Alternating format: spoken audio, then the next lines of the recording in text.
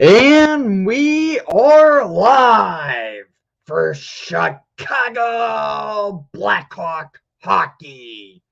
Tonight in the Windy City, as your Chicago Blackhawks tonight finally got to celebrate Patrick Kane's 1000th game in the NHL after doing that last season, where there's fans in the building. Here we go. It's time for some Blackhawks hockey, guys. It should be a fun night. Hopefully, this time the Hawks can get a win. A big fingers crossed because this team. And it should be game time here in a minute. I'm trying to have to fix ESPN Plus because it's stupid. ESPN Plus, the worst thing the NHL did, went to that for their streaming service instead of keeping NHL.TV, which worked. Good video tribute by the Chicago Blackhawks tonight. Thatcher Demko in net for the Vancouver Canucks, and Kevin Lankinen in net for your Chicago Blackhawks. It's a battle of young goaltenders tonight. If this thing's also blocked out. All right, here we are. Those new graphics from the NHL, it looks like.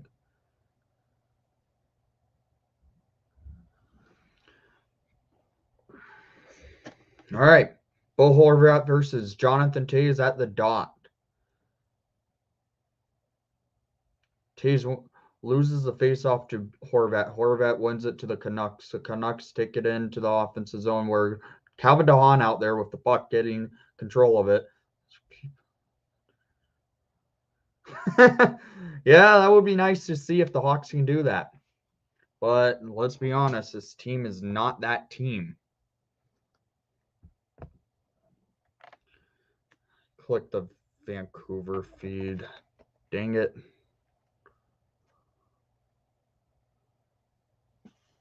Yeah, Chris Kunitz is behind the bench tonight because Mitchell got COVID protocoled. Why am I? This is not the Blackhawk game. Come on. ESPN Plus sucks, guys. I have to admit. I don't know. I haven't liked that deep pairing yet.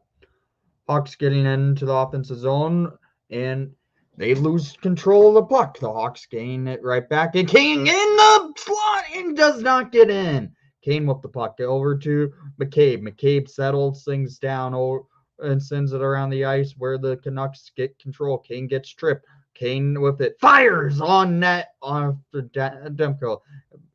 So the Hawks are putting a little bit of pressure on to about a minute into this game. Canucks getting into the neutral zone, dumping it into the Hawks defensive zone. Kevin Lankinen plays the puck over to Jacob McCabe. McCabe settled things down, looking for someone to come in, and that's Alex DeBrincat. DeBrincat taking it into the neutral zone up to Hendrik Borgstrom. Borgstrom tried to slot past it to DeBrincat. DeBrincat feeds Strome in the slot and doesn't get it past.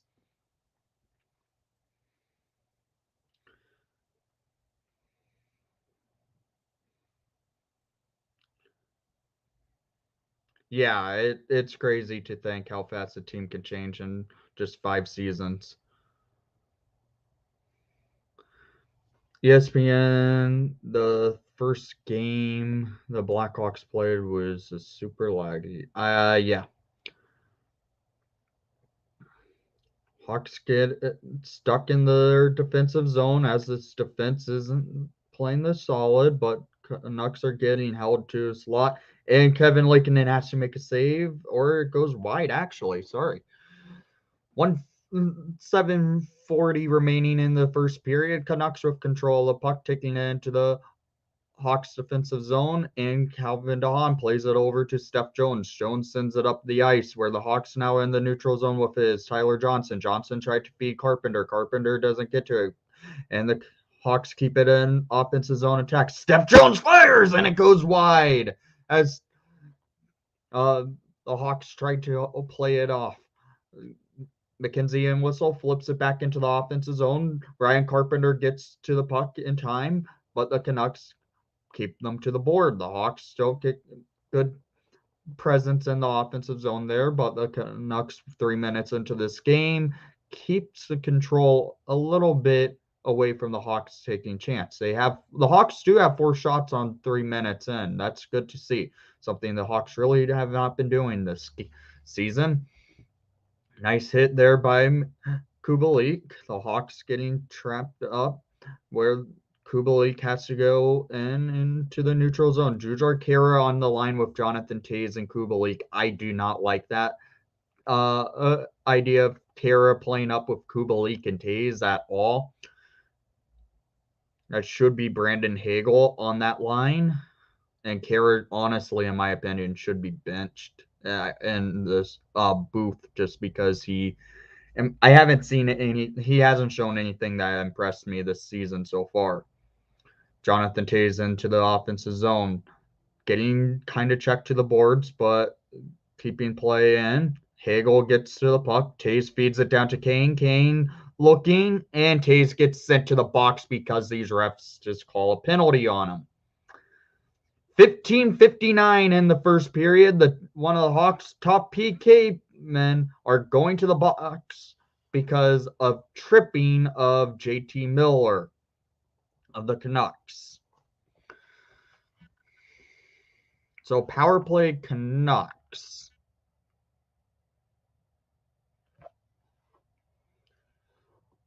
Toews is angry. I don't blame him. Kind of a weak penalty. Carpenter loses the faceoff. Canucks get control and send it into the neutral zone. Canucks now, Elias Pettersson, that is a player you want to watch out for, as the Hawks know that guy has a lethal shot.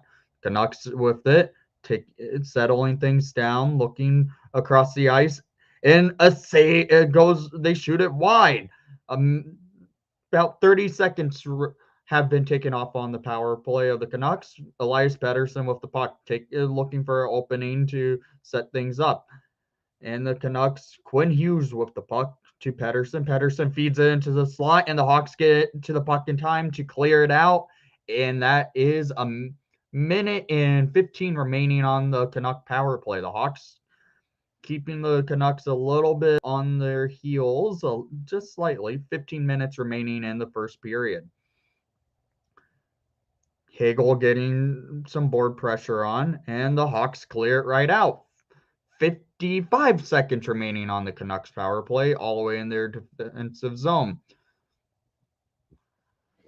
Oliver Ekman-Larsson sends the puck into the Canucks offensive zone. OEL sends it down to Besser. Besser doesn't get a clean pass, and the Hawks, Jake McCabe really whiffed on a clearing attempt.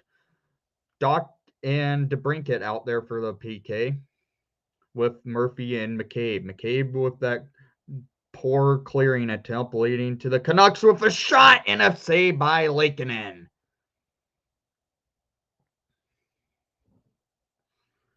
23 seconds remaining on the Canuck power play.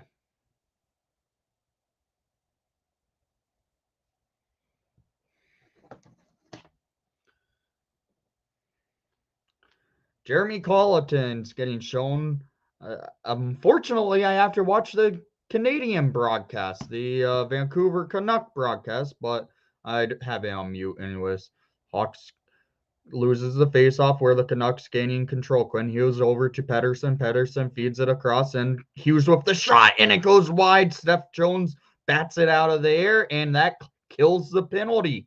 Jonathan Toews out of the box. Quinn Hughes sends the puck into the neutral zone for the Canucks to take it up the ice, where the Hawks have Toews, Kane, Gustafsson, Stillman, and Kubalik out there.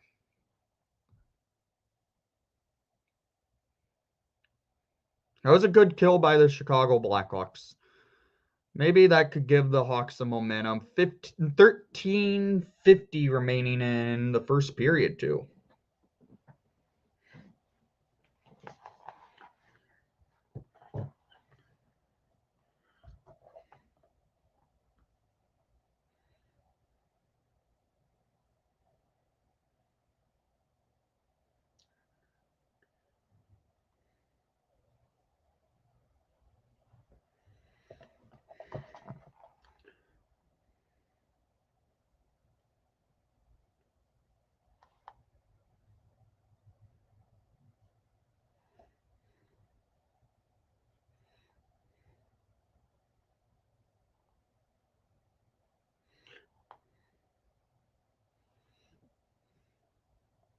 Yeah, I'm glad to see Hosa's coming back, too. That's great.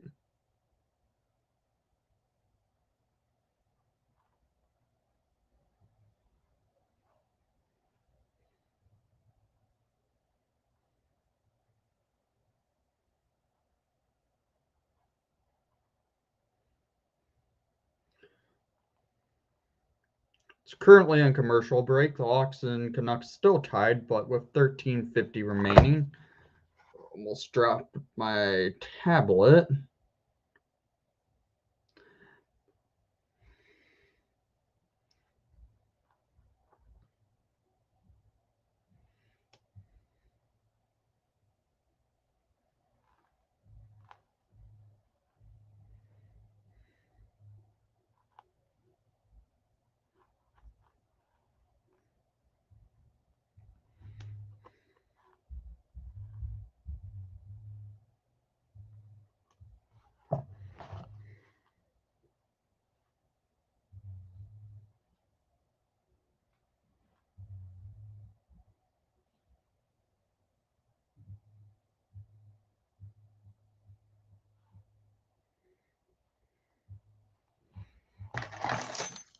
Oh, here we go. A good opportunity coming in for the Hawks. Canucks gaining control into the offensive zone for themselves, and the Hawks have to play them to the boards. Hawks now lose a chance. And the Canucks score immediately after that. 1-0 Canucks, and the Hawks already down. Of course, this team does not know how to get a lead first in a game. Have not scored once to start a game. The Hawks now let Dickinson score for the Canucks to make it 1-0 Canucks. This team has been a joke defensively. That's on Eric Gustafson trying to hit someone, leaving Stillman wide, just let in for defensive irreliability. DeBrincat gets tripped, and Strome gets the puck just loosely out.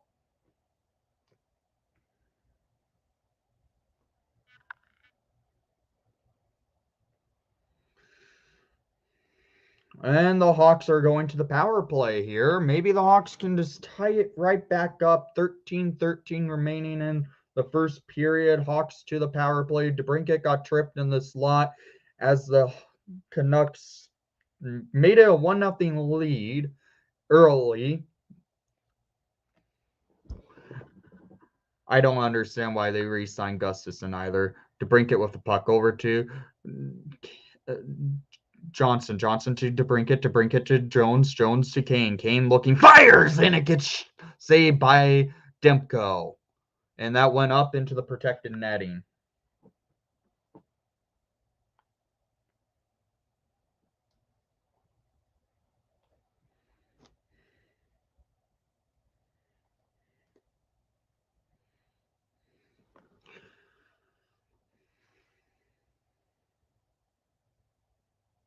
Kane with the puck, looking for an opening of Jones. Jones fires, and it's saved by Demko.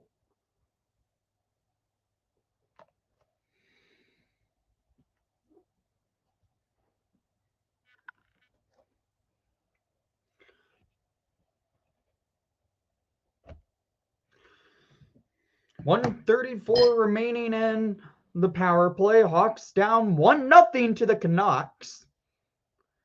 Jonathan Toews gets tossed out of the faceoff dot. Johnson's in. Johnson has to win this faceoff. Come on. Johnson wins the draw. Kane gets hooked by OEL, and the Hawks have to play all the way back in their defensive zone. Alex DeBrincat with the puck leaves it for Jones. Jones looking for an outlet pass over, and he's taking it up the ice a little bit and leaves it for Toews. Toews goes back down to Kane. Kane in the neutral zone with it, taking it up the ice into the offensive zone, and the Canucks poke check Kane, and they clear it all the way back to Kevin Lankinen. Lankinen plays it to Jones. Jones taking it into the defensive zone, looking for an opening through the neutral zone. Jones over to Toews. Toews in the offensive zone. Feeds it up across the ice for Johnson. Johnson to Kane. Kane looking. Kane settling things down at the circle, looking for an opening. Kane goes down to Jones. Jones back to Kane. Kane going for an opening, and he still can't find it. Down to Toews. Toews tries to feed Johnson. Tries to stuff it in, and Johnson almost had a rebound. Kane has the puck back. Kane goes over to Jones. Jones looks back down to Kane. Kane settles it over to DeBrincat. And DeBrincat scores on the power play. Hawks tie it up 1-1. Shots on net 7-3 for your Chicago Blackhawks. Good to see the Hawks get a tying goal, which they really don't do much this season. It's all tied up 1-1 by a beautiful pass from Patrick Kane over to Alex DeBrincat. That's how those Hawks power plays go. Yep, the Cat scored. And it was a beautiful shot by DeBrincat on the power play. Doc wins the faceoff back over to McCabe. McCabe feeds it up the ice, and Jujhar Khaira is just caught looking. Murphy over to McCabe. McCabe looking up the ice for Doc. Doc taking it into the neutral zone. Dekes himself into the offensive zone. Jujhar Khaira to Doc over to Hagel, and Hagel couldn't get the puck cleanly. Hawks keep the puck in for possession in the offensive zone. Doc going into the slot, and it gets pulp checked by a Canuck. The Hawks keep pressure on it, but the Canucks having defensive zone pressure where Brock Besser takes it into the offensive zone for the Canucks, and the Canucks loses control where Ryan Carpenter gets it. Dylan Strome taking it in. Ryan Carpenter shoots it on net. And it's so tied 1 apiece at 10:44 remaining in the first period. The Hawks have had the better chances. They have had the better shots. They out shooting the Canucks 9-3. Let's keep this pressure on, guys.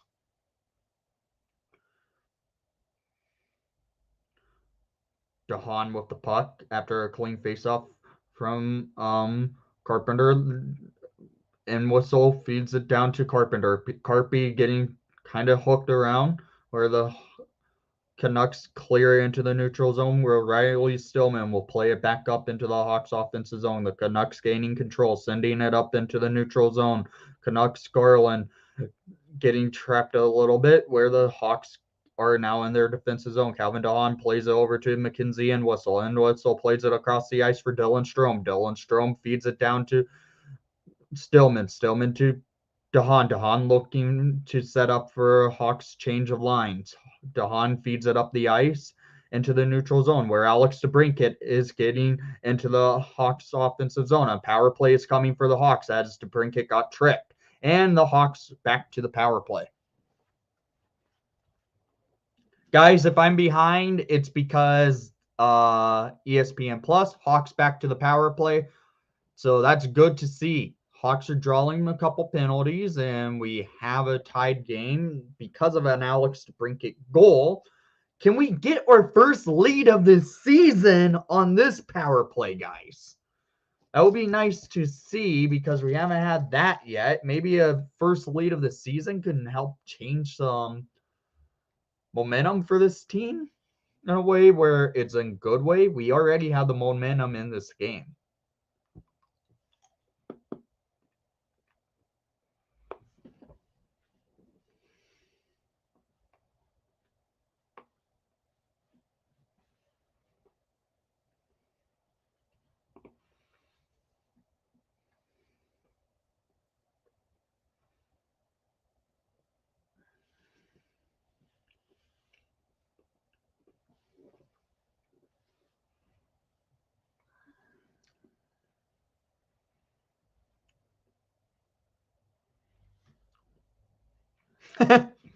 Yeah,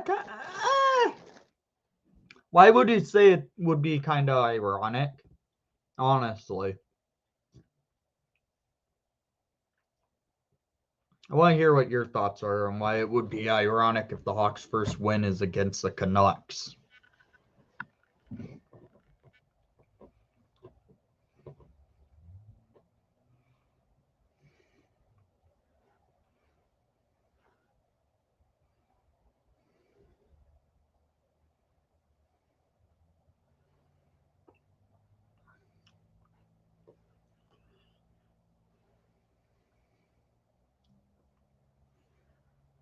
All right, the puck is about to be dropped for the Hawks power play.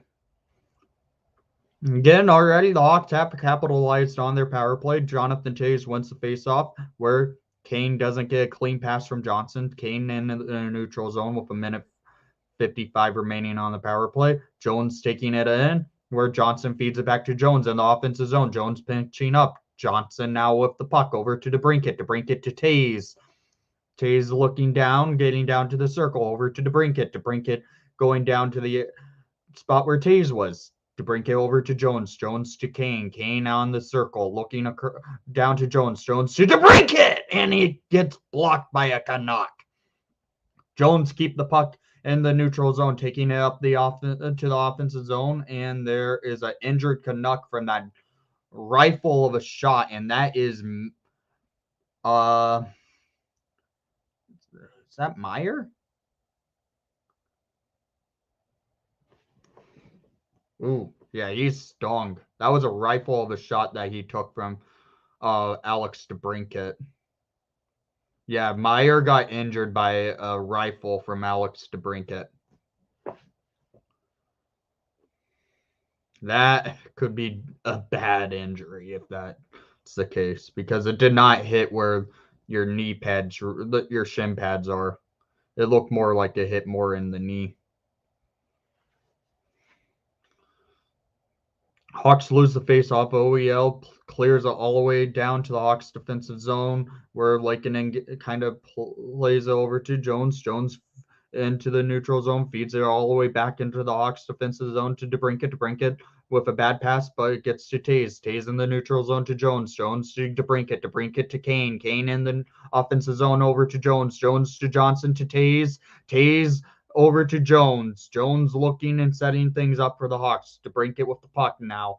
DeBrincat looking back down to Jones. Jones to Kane. Kane to Johnson. And Johnson doesn't get it off cleanly. Jones over to Kane. Kane going down to Toews. Toews tries to feed it into the slot, but the Hawks weren't there.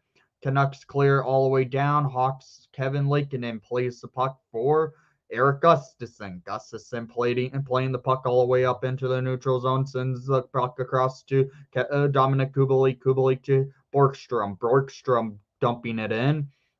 And Kubalik gets to the puck in time for the Hawks to try and set something up, but Dylan Strome couldn't get to the puck in time, and this will pretty much do it for the power play as there's 5 seconds remaining and the Hawks are in their defensive zone. Kirby Dach taking into the neutral zone all the way into the offensive zone, getting checked off the puck, and the Canucks get control. And Bo Horvat of the Canucks taking it into the neutral zone onto a rush, taking it into the offensive zone, getting checked by Connor Murphy. Murphy lays a good hit to steal the puck from the Canucks, and Dominic Kubalik feeds it up the ice for Kirby Dach. Dach getting out, just cut off, and there we go.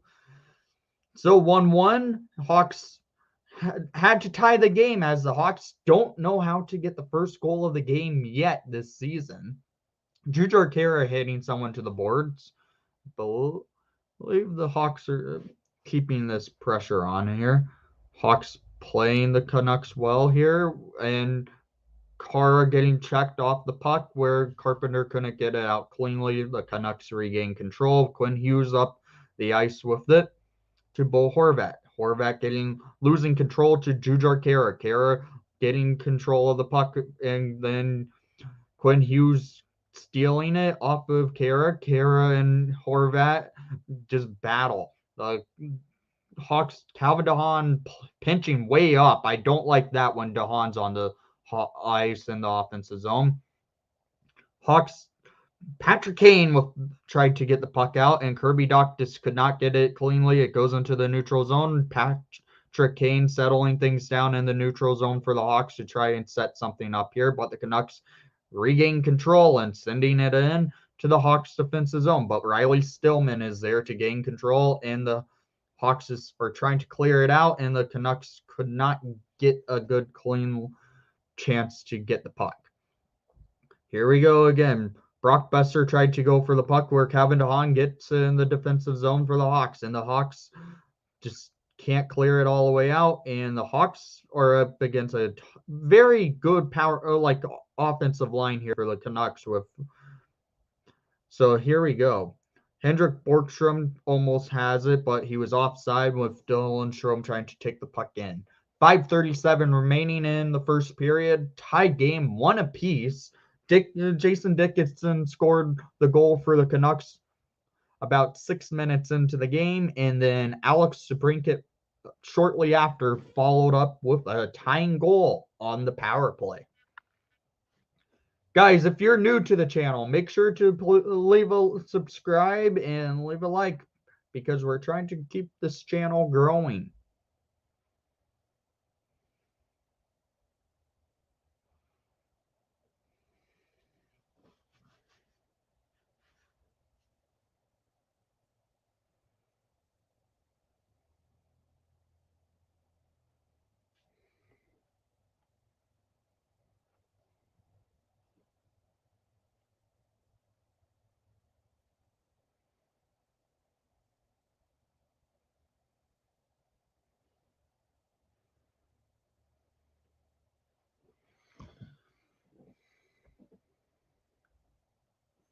It's currently on commercial break.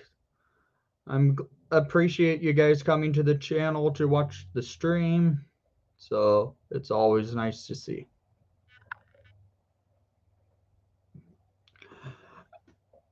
The Hawkey Kid, sorry I didn't see your message already, but I don't know. They need to. It should be close to when they would fire him if they continued losing after tonight. Mostly because of the playoffs in 2010. Yeah. Okay, from the ironic reasons. Yeah, that's understandable there. The Hawks just need a win.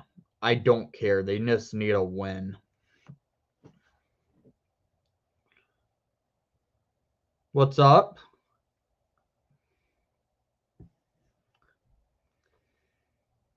Come on, Taze.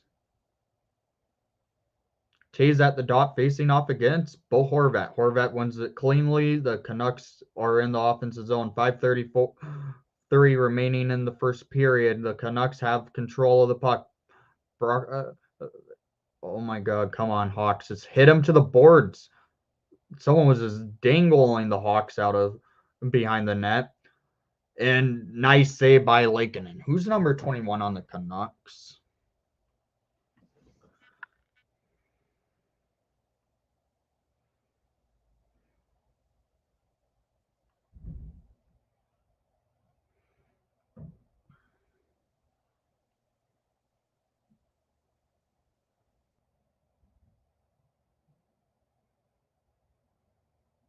Hoglander. Okay.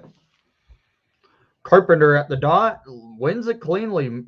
Murphy over to McCabe. McCabe sending the puck all the way up into the Hawks offensive zone. Quinn Hughes gets it for an icing.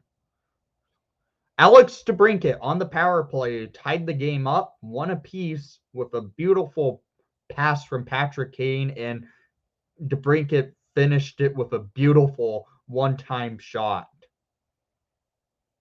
Went top shelf, bar down. It was a beautiful shot by DeBrincat. 5:07 remaining in the period. Kevin Lankinen with another save.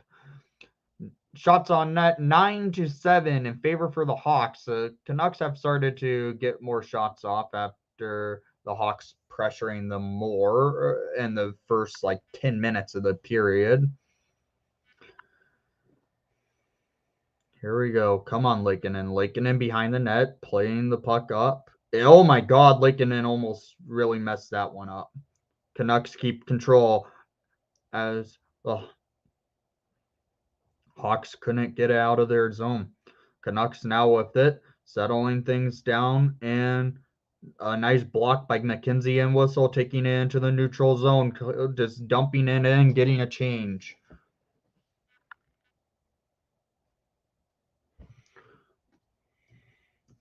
Here we go. The Canucks now with the puck, and a big hit by Riley Stillman. DeBrincat gets the puck in the defensive zone, going over to Hendrik Borgstrom. Borgstrom dekes himself out. It's 9-7 on shots on net. 3:56 remaining in the first period. Alex DeBrincat with the puck in the defensive zone. It looks like a fight's going to break out with Riley Stillman and 44 on the Canucks.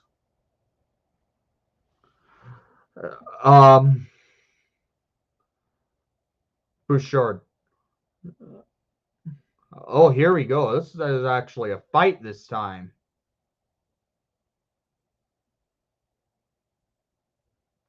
Stillman's getting a little bit hit, but Stillman brought him down, and there we go. We got a fight tonight.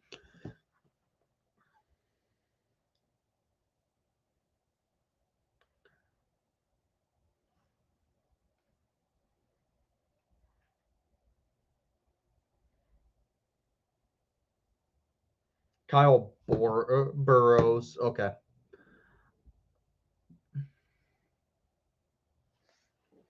That's a good fight there by Stillman.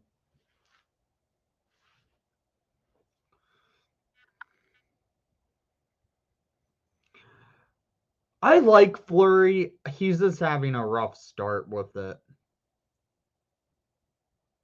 Maybe you got too comfortable playing with the Vegas Golden Knights for the last 4 years. 3:34 or 3:46 remaining in the first period after that fight between Stillman and Burrows.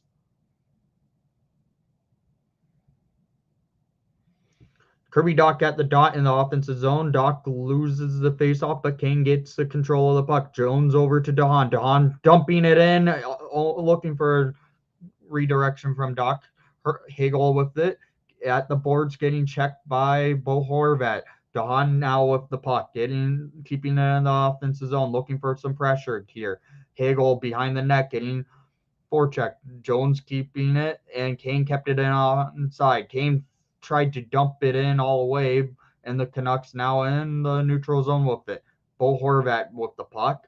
Horvat taking it all the way in, and the Hawks were there in time to stop the Canucks from could have been a dangerous opportunity. Hagel with it. Hagel looking over to Kane. Kane settles things down and loses control of the puck. Kane now with it. Looking down over into the blue line on net, and Hagel was up there causing some chaos. The Hawks get a shot off, but doesn't get a goal. Hagel with the puck behind the net, and I lose connection for a second. Hagel getting checked by Myers. At least Myers didn't get injured on the one-timer from Alex DeBrincat that looked like he injured him. Jake McCabe with the puck. 2:30 remaining in first period. McCabe taking it to the neutral zone. Murphy over to DeBrincat. DeBrincat doesn't get it off cleanly, so it's an icing on the Hawks. Pullman got the puck for the Canucks. Now I'm losing a lot of connection here.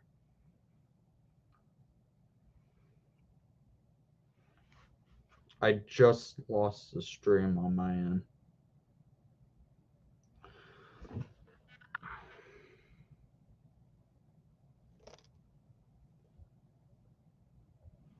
Yep, I just lost the stream on my end, guys. I'm trying to pull it back up.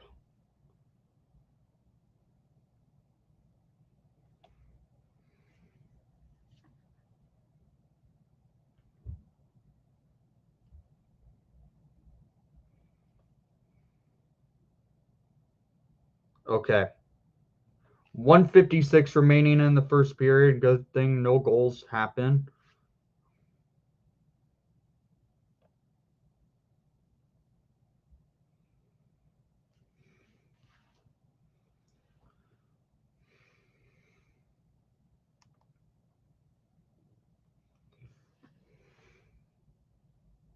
Ryan Carpenter at the dot. Come on, Carpy. Carpenter wins it cleanly over to Jones. Jones over to DeHaan. DeHaan up to Kara to Jones. Jones in the neutral zone over to Whistle. And Whistle tried to get a breakout pass in the offensive zone, but it goes all the way back into the Hawks defensive zone. Jones over to Jujar Kara. Kara taking it through the neutral zone into the offensive zone to Ryan Carpenter. Carpenter almost had an opportunity. Steph Jones with the puck. Up to Calvin DeHaan. DeHaan looking for an opening up the ice and taking it through the neutral zone to Kirby Dach. Dach getting checked to the boards, and the Canucks now just get a break and a shot. They shoot it wide. Okay, here we go again. Canucks keeping the pressure on with a minute remaining in the first period. 1 minute.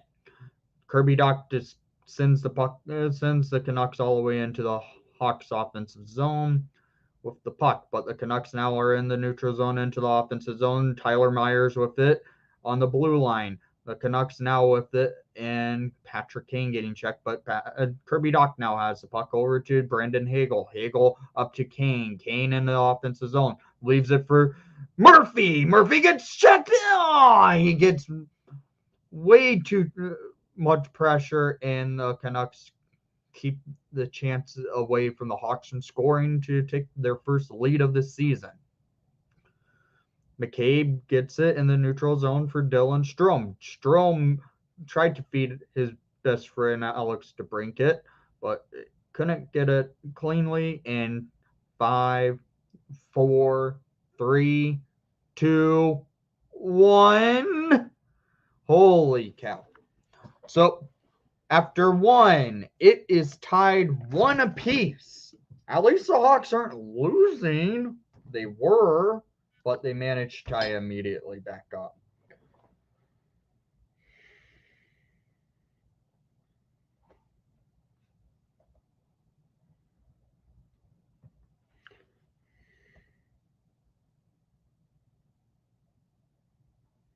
All right.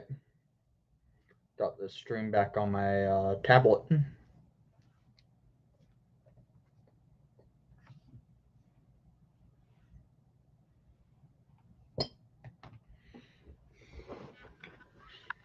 Who do you think is the best player on the Hawks so far this season? Kirby Dach really looked good this year, I would say.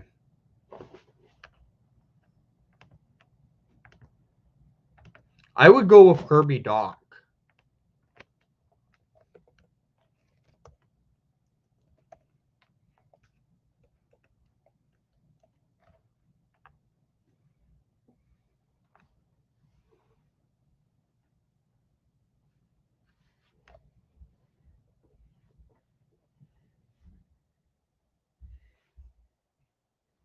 How do you guys like Andrew Shaw doing these post game intermission shows for the Hawks? I've liked it.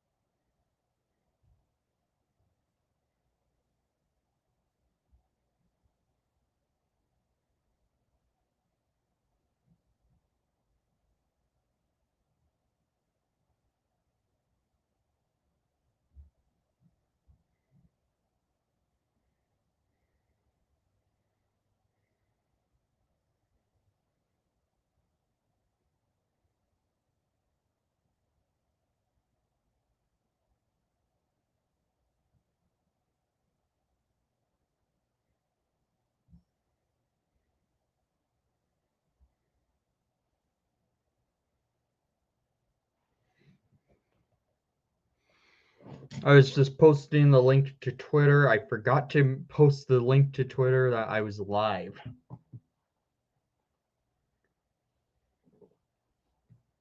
And I forgot to also post the link to Discord for people to know that I'm live.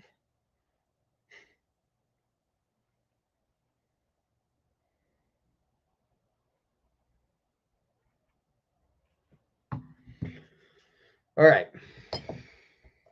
So, guys, what's your thoughts on this first period after the Hawks went down but managed to tie it immediately right up, basically? It was about a minute between goals, if I'm not mistaken. It felt pretty quick.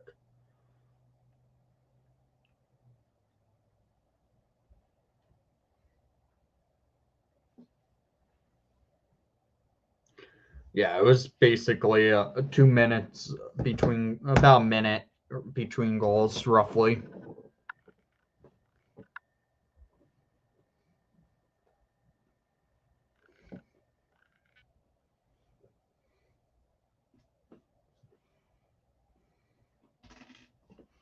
A lot of penalties this game as well. There was a fight. The Hawks went to the box, but a lot. Hey, what's up, Ryan? How are you doing?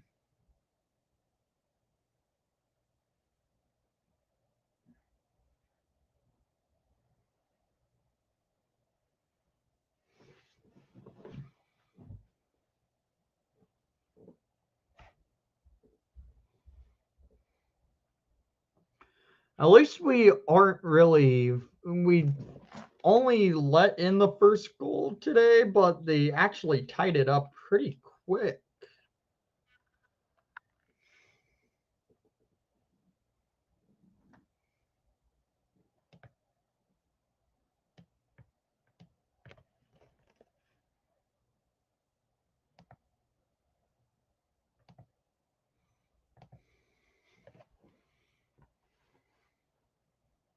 Yeah, it was not a bad first period. The Hawks really had the higher quality opportunities that period. The one goal that the Canucks scored, that was just a high chance that the Hawks kind of had a missed defensive zone play, but they managed to battle and tie it up pretty quick because of Alex DeBrincat power play goal that was set up beautifully by Patrick Kane.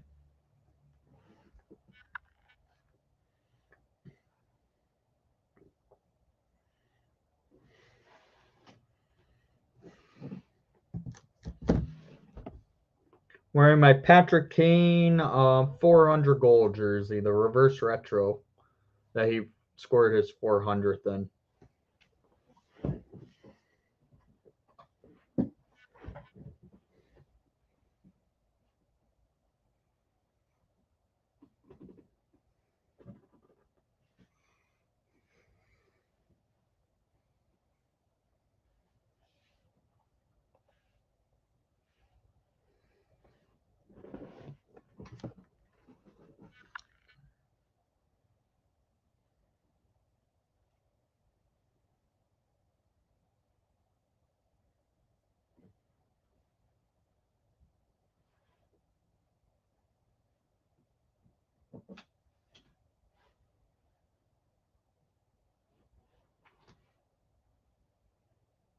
Oh, that's great to see. In the Carolina Montreal game, just very Kotkaniemi of the Hurricanes, who signed that petty offer sheet from the Hurricanes this offseason, left the Montreal Canadiens, scored with the Canes today. That's actually kind of funny. What's up, Tyler? How are you doing?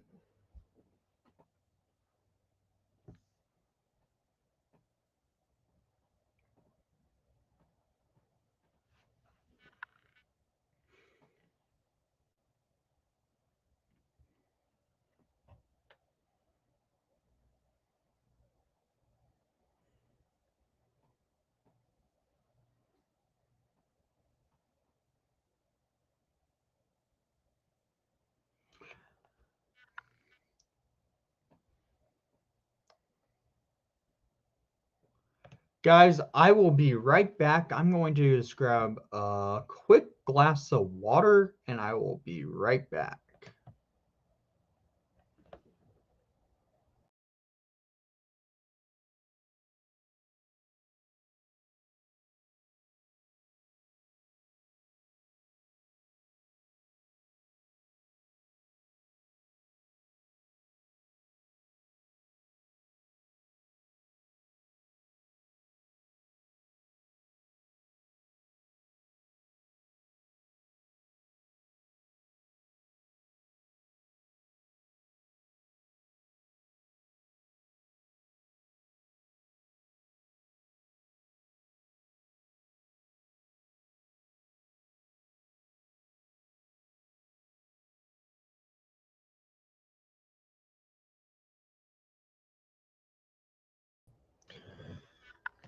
All right, I'm back.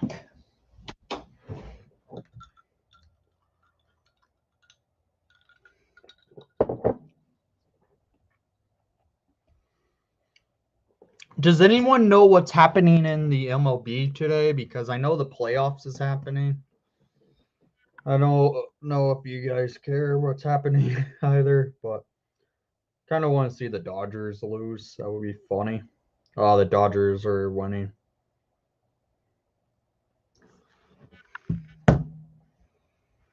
Kaner's wearing Brent Seabrook's one of Seabrook's hats in his interview with Eddie Olczyk.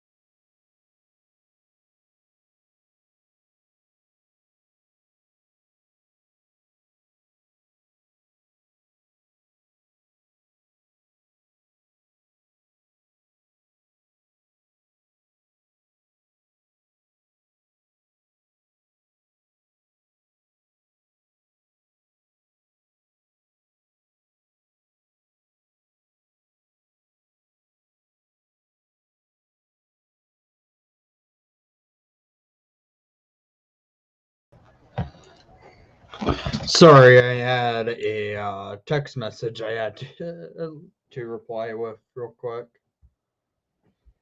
I'm back.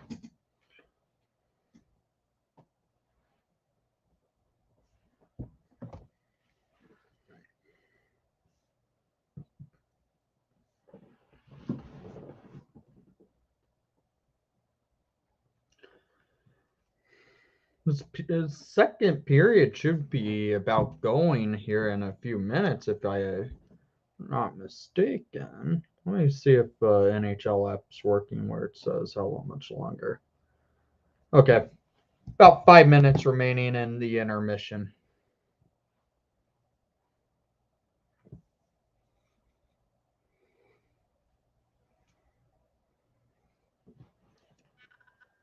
Hey, what's up? How are you? Oh, they changed the shots on net total, I guess, today. If I add that to the banner.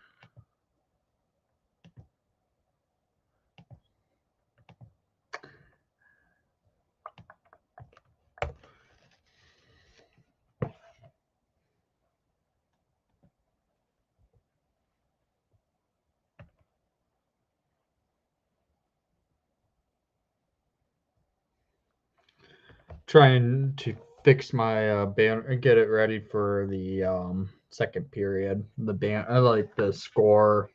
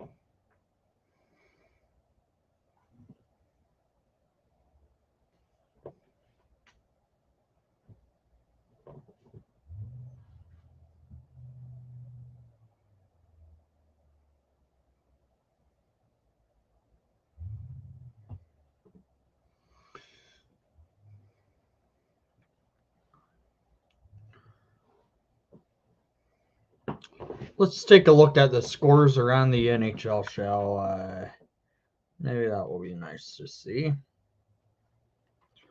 Okay.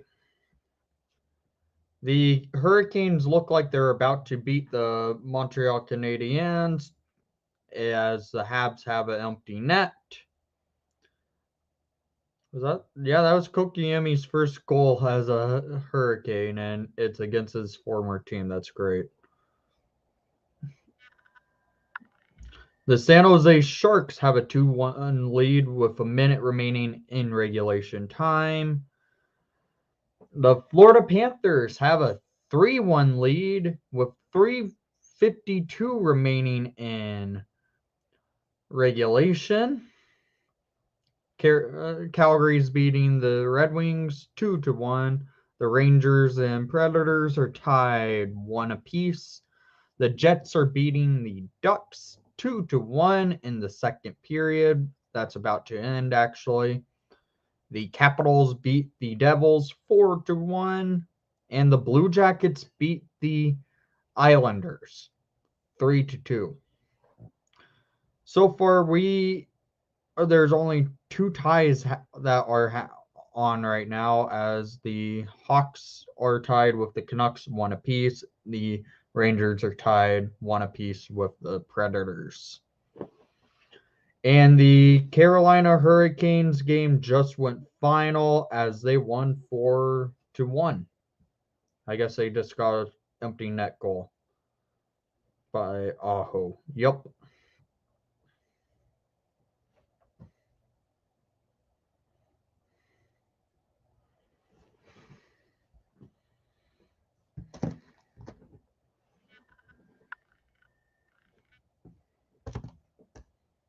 I'm going to get this ready for the second period.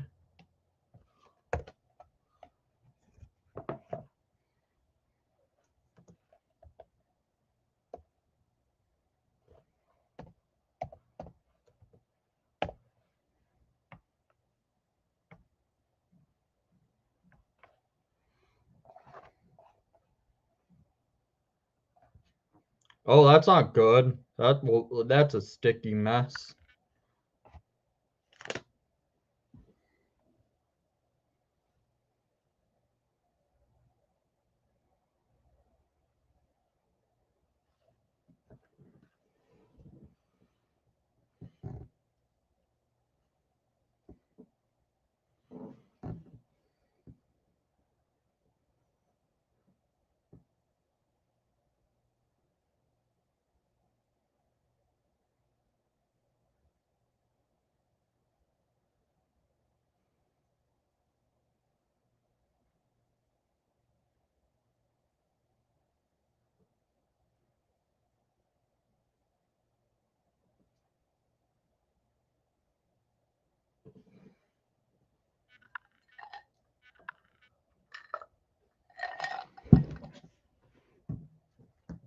Oh, that should be a fun game. Hopefully the Hawks win.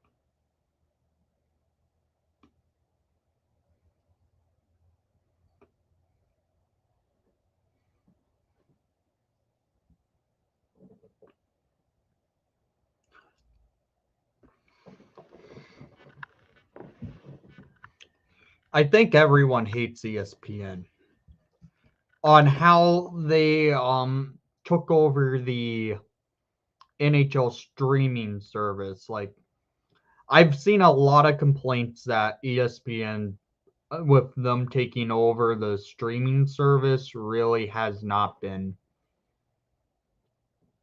a pleasant view for the NHL, just because ESPN Plus has not been what NHL.TV was. A lot of people preferred that over ESPN Plus.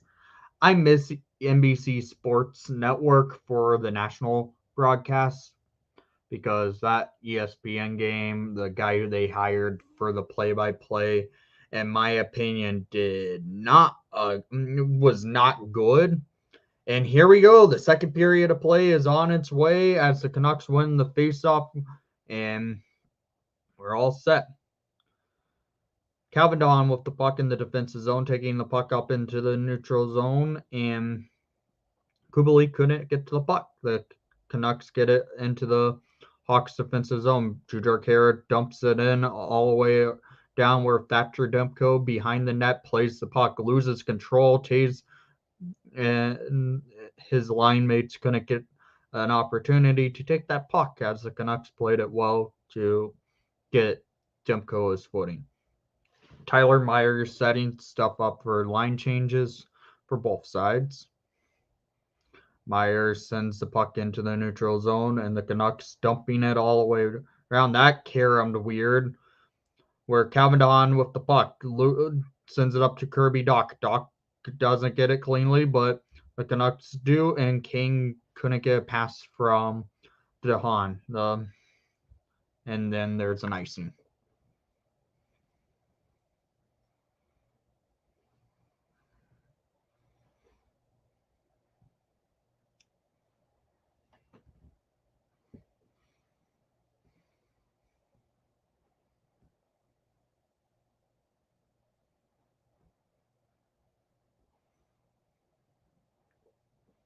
Yeah, I agree with you there, Matrix. I know what you're talking about.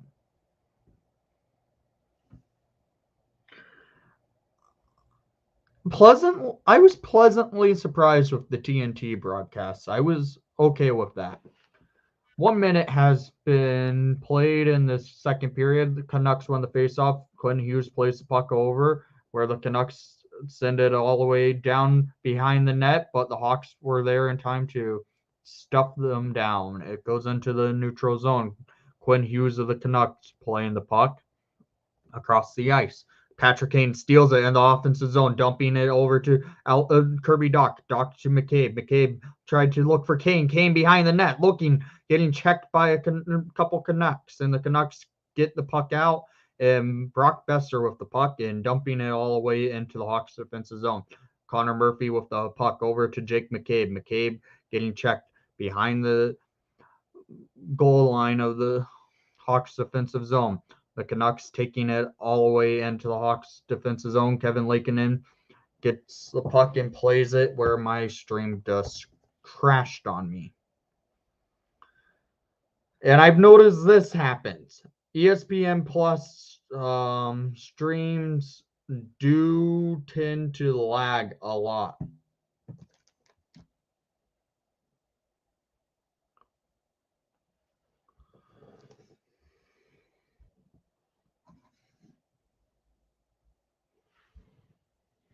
(18-13) remaining in the second period, tied one apiece.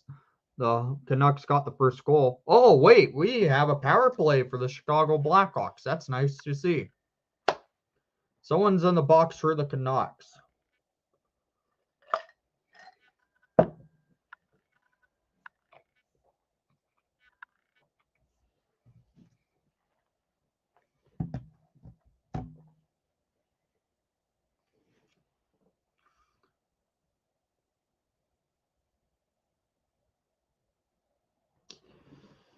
They're calling too many men? Yeah, that's too many men. Too many men on the ice.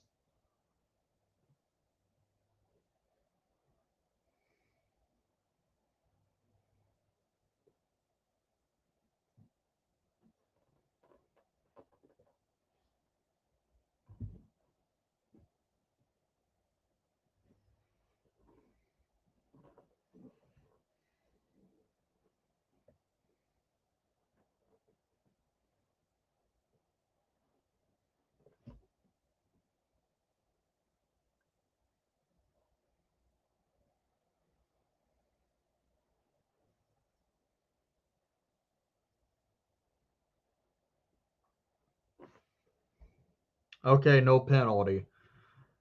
Hendrik Borgstrom loses the faceoff. Now the Hawks gain control in the neutral zone. Now Dylan Strome with the puck in the neutral zone over to Alex DeBrincat. DeBrincat couldn't get to the puck in time, and it's all the way in the Hawks offensive zone. The Canucks now with control of it in the Hawks offensive zone. Alex DeBrincat steals it, gets tripped, and no penalties coming. And that should have been boarding. Boarding on the Canucks as the Hawks back to the power play. The Cat does draw another penalty. That's his third penalty drawn this game. Guys, don't be spoiling stuff. Dickinson, it's back to the box.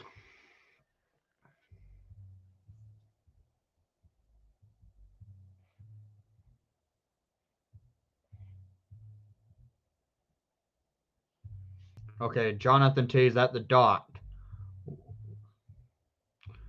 Kane fires! Oh. If you guys spoil another thing, you guys can't. No, if I already have warned you, this stupid ESPN Plus streaming way of games does not work properly.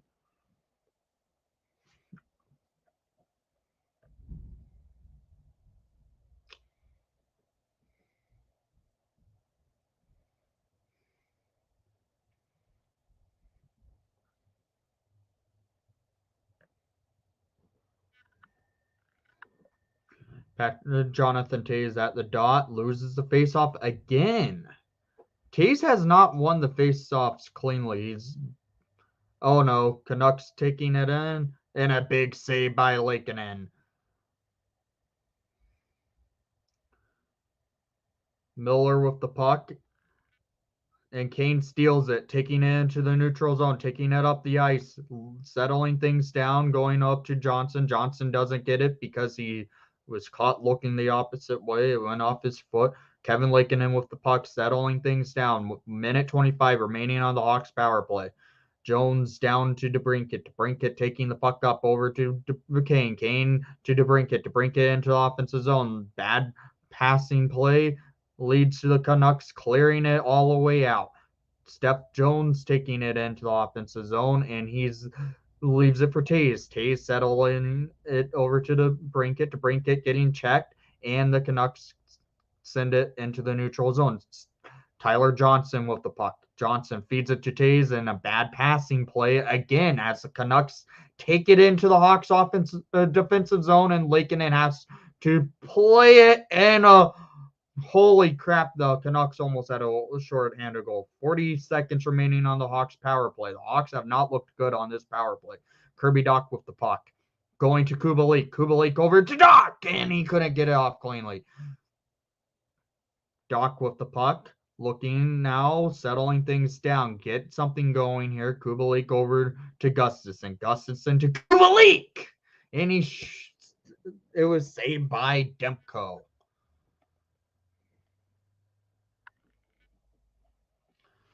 There was a close call on that Hawks power play where the Hawks almost gave up a shorthanded goal.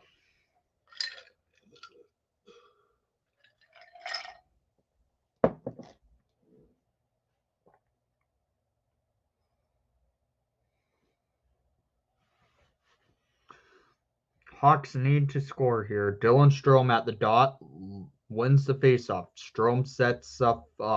Strome to Dach. Dach looking for an opening. He's holding on to the puck. 10 seconds remaining on the power play. Dach going down to Gustafson. Gustafson to Kubalik. And it was blocked by a Canuck. Steph Jones was not out there. I don't know why I said Jones. The Canucks now have the puck as they killed the Hawks power play. Connor Murphy's checking the Canucks down, and Kirby Dach taking into the neutral zone. And that could be icing. Yep, icing. That was not a good power play by the Chicago Blackhawks as the Canucks basically moved the puck a lot, keeping the Hawks away from any sorts of setup on that last power play. 15:35 remaining on the second period. Still tied 1 apiece. Dylan Strome at the dot versus JT Miller. Miller wins the face-off. Back down to Meyer. Meyer tried to shoot it down on net, but it went wide. Gustafson's there, and the Canucks have a lot of their key players out there with Elias Pettersson, Miller, and Brock Besser. That could be dangerous, but the Hawks have Doc and Strome out there, which is actually good to see.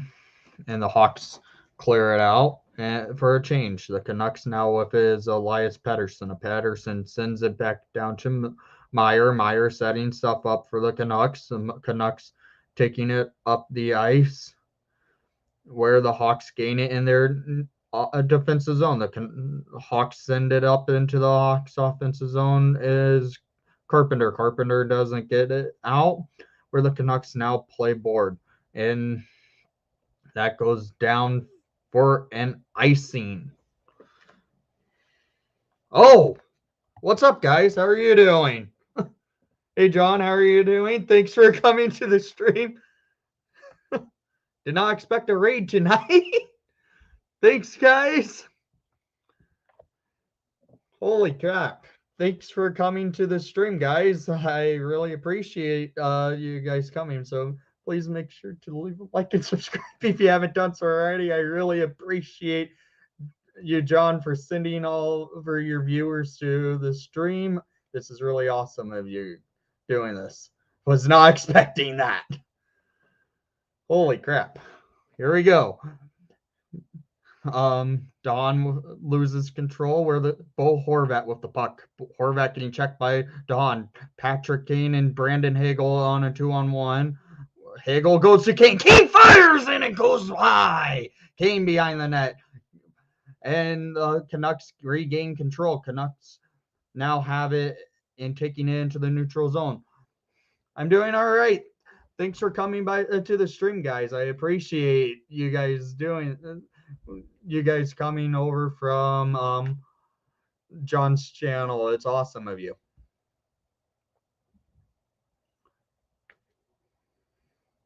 Yeah, I was not expecting a raid tonight.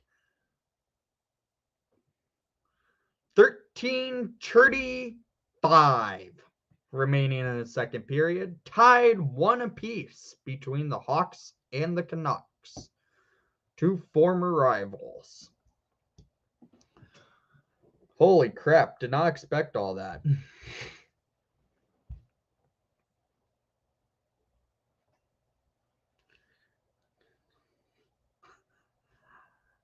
Well, thank you for coming and leaving subscribers. Guys, we're only 5 away from hitting 800. Let's see if we can do it. I've never had the subscriber notifications on because I actually use a different streaming service.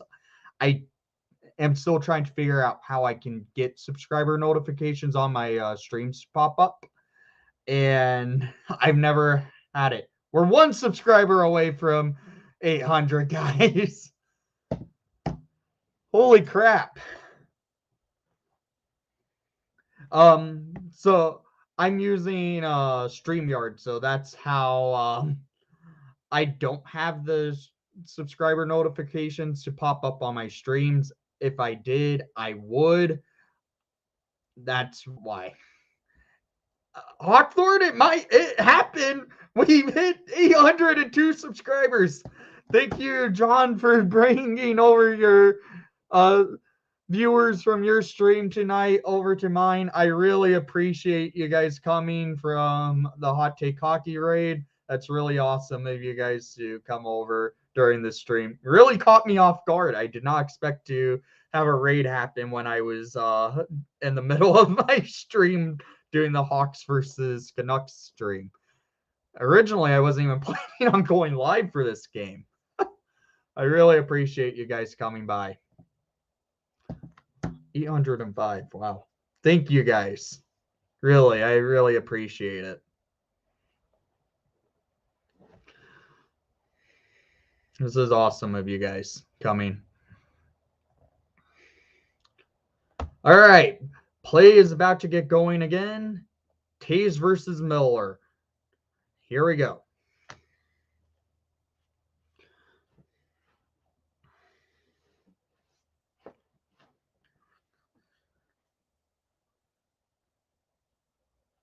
Okay, take care, guys. If you go back to John's stream, that's all right with me. I appreciate you guys coming by. That will be fun to watch. I might have to do go on live for that one. That will be fun to go live for a Hawks Leafs game. I've done those before, and those are usually fun to do. 13-12 remaining in the second period, tied one apiece, where Jason Dickinson got the first goal in the first period of play, and then a minute and a half later, Alex DeBrincat on the power play tied the game up in the first period, where he have been a log jam since.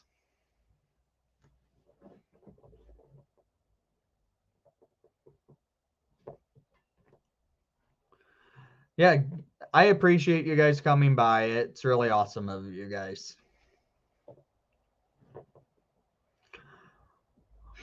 That really caught my streaming off. Here we go. Kirby Doc checking Garland and the. Yeah, that was a real big surprise. I was not expecting it. Holy cow. OEL with a shot, and it was blocked by Calvin DeHaan. Steph Jones with it, and Bo Horvat checking Jones off the puck. Jones now with it, going over to Doc. Doc in the defensive zone, sends it up to Kane. Kane in the neutral zone. Tried to feed Doc back up, and Bo Horvat steals it, taking it into the offensive zone for the Canucks, and that goes out of play. Yeah, that was a big surprise. Holy crap. I really appreciate you guys coming. As we officially have surpassed 800 subscribers tonight. That's awesome. I really appreciate it.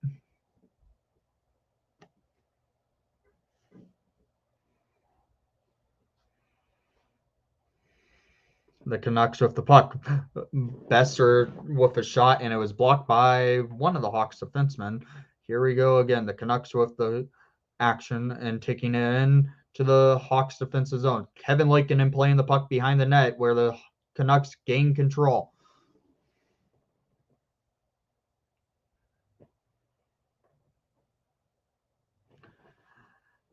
Take care, Richard. You have a good night as well. Take care. I appreciate you guys coming.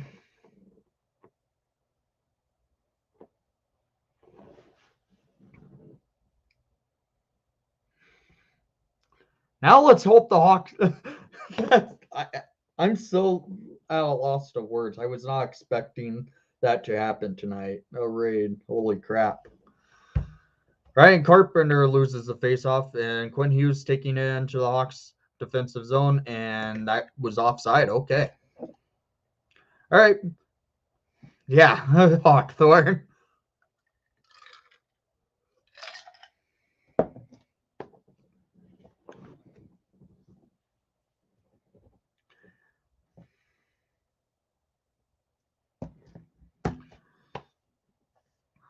Here we go again. The Hawks loses the faceoff, and Eric Gustafson doesn't get to the puck.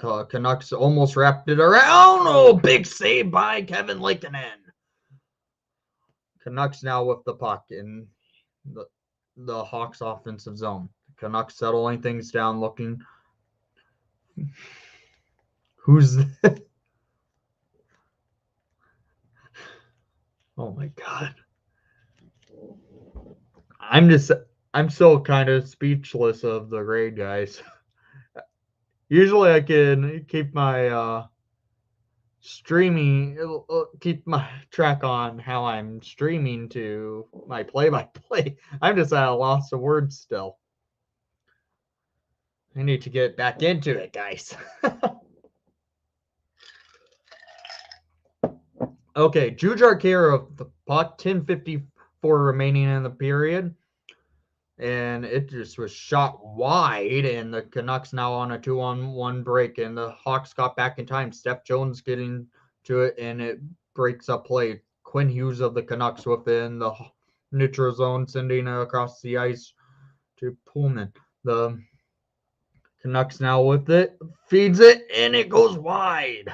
Shots on net, 13-14 in favor for the Hawks. The Canucks have had the better pressure this period over the Hawks for sure.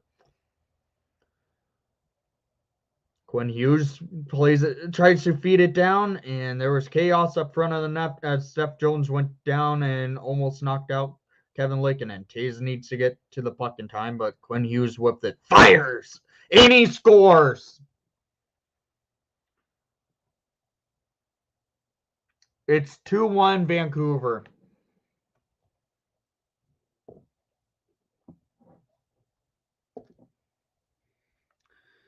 There could be a chance we could see a goalie interference challenge. But right now it's 2-1. No, there's no interference. Kevin Lankinen just could not see it. Unless that stick was over the crossbar, we could see this. Nope, that's a good call.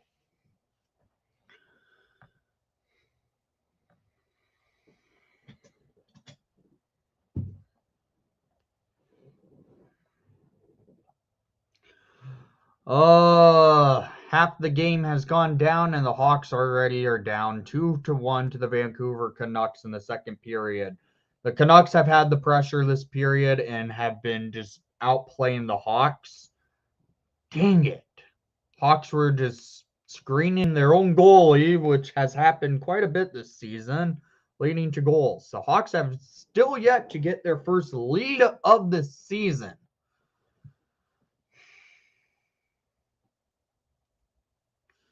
Canucks with it and shoots it wide. Brendan Hagel tried to take it into the offensive zone, and the Canucks regain control. Here we go. OEL of the Canucks. It's so weird seeing them in a Vancouver uniform.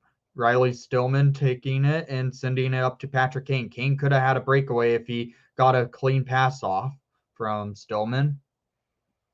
9:01 remaining in the second period. Vancouver leads 2-1.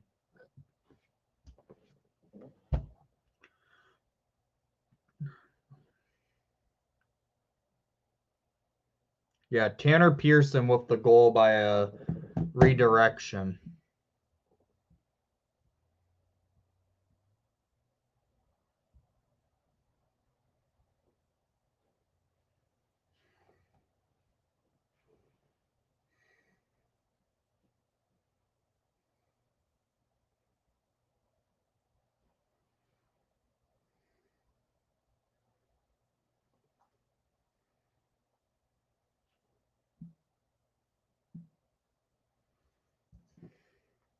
The Hawks are still yet to get the first goal, the first goal of a game, yet alone their first lead of a season. Oh, this team.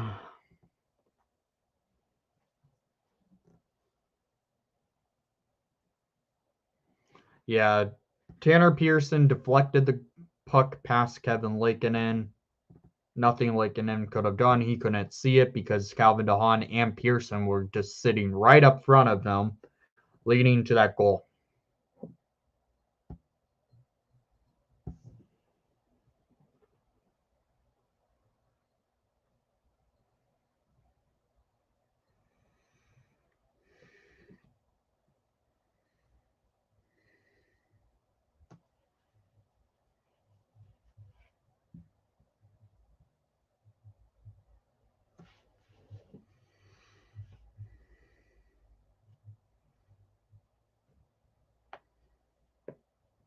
When was the last time the Hawks actually won a game?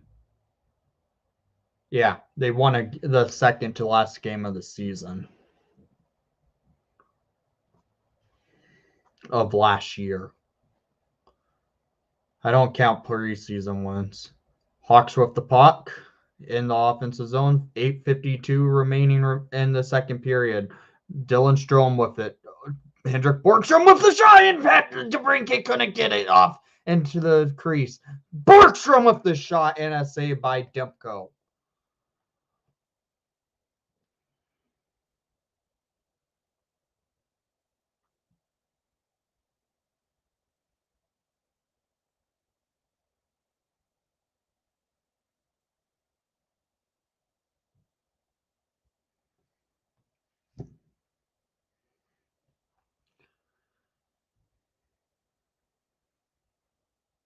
Jonathan Toews at the dot loses the faceoff to Bo Horvat. The Canucks now have control in the Hawks' offensive zone.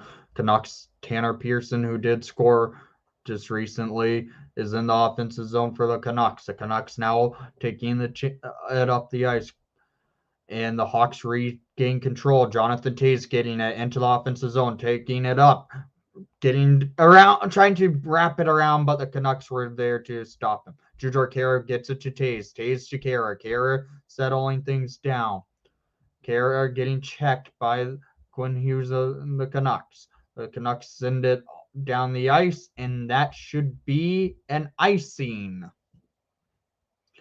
8:04 remaining in the second period. Hawks down by a goal to the Vancouver Canucks. Shots on net 17-14 in favor for the Hawks. But the second period has been basically all Vancouver. The Hawks really haven't had many quality chances at all this period. They had a power play, couldn't do anything off it. The Vancouver had a couple shorthanded opportunities, and the Canucks just had the control this period. Erik Gustafsson up to Alex to bring it over to Borgstrom. Borgstrom fires and it goes wide. Canucks now with the control of puck, and Connor Murphy checks down, and the Hawks, Dylan Strome with the puck over to Alex DeBrincat taking it in, where Erik Gustafsson all the way into the offensive zone, dumping it around for Dylan Strome to get there. The Hawks went for a line change, and Connor Murphy with the shot, and it was blocked up front of the net. The Canucks now send it down the ice, where Brandon Hagel taking in the defensive zone over to Kirby Dach. Dach taking it into the offensive zone where Patrick Kane fires, and it gets redirected by Brock Besser. The Hawks now gain some offensive zone pressure. Calvin Dahon fires, and it was shot wide. Dahon shoots it around the ice for Steph Jones. Jones pinching up for the puck, and the Canucks now gain it, but Dahon keeps it in. Dahon over to Jones. Jones really pinching up on this play. Kane now with the puck. Kane looking, settling things down, going over to Hagel. Hagel to Jones. Jones looking over to Kane, and it couldn't go in wide.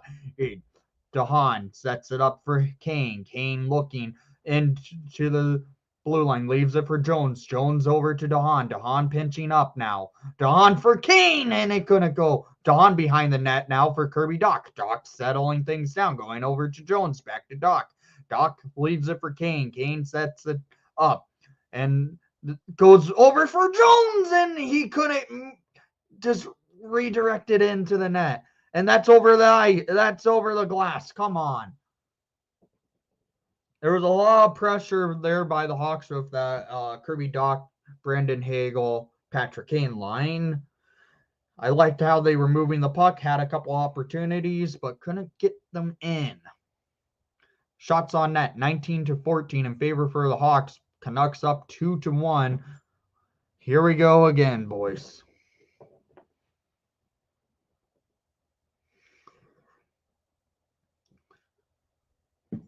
Thatcher Demko was looking strong in that set, but Hawks couldn't get a chance. Here we go. Riley filmed the puck after a clean face-off by Jonathan Toews. Jonathan Toews, Jujhar Khaira, and Dominic Kubalik out there for the Hawks. Jake McCabe down to Taze. Taze over for Kubalik. Kubalik down to Jujhar Khaira. Khaira doesn't get it cleanly as the Canucks now gain control in the Hawks offensive zone. Canucks now take it down to the ice, into the neutral zone, all the way up to the Hawks off the defensive zone. Riley Stillman, Jonathan Taze checking, and the Canucks almost had a wraparound chance. Canucks now with it. Here we go again. And the Hawks defensive zone, Quinn Hughes. Quinn Hughes leaves it, and the Canucks don't get a good shot off. Hawks, Jonathan Taze tries to clear it out, and Kubalik finishes off the clearing. Canucks now settle things down for a couple seconds for a line change. Jake McCabe still out there for the Hawks. Quinn Hughes also with the puck in the Canuck offensive zone. Hughes getting checked off by Ryan Carpenter. Carpenter has it where Hughes sends it down the ice. The Canucks don't get it off the boards, and Jake McCabe clears it over to Carpenter. Carpenter in the neutral zone, dumping it all the way in. Carpenter gets to the puck, and he gets checked off into the boards where McKenzie and Whistle now with the puck settles things down in the offensive zone to Calvin Dawn, and he shoots it, and it gets blocked by the Canucks. And Whistle leaves it, and it goes over to Johnson. Johnson had a nice shot off, and the Canucks now keep control.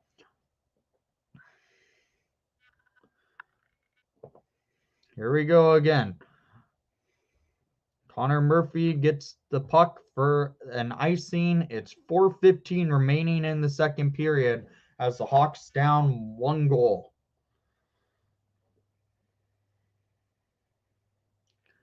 We are only 3 subscribers away from 810 subscribers, guys.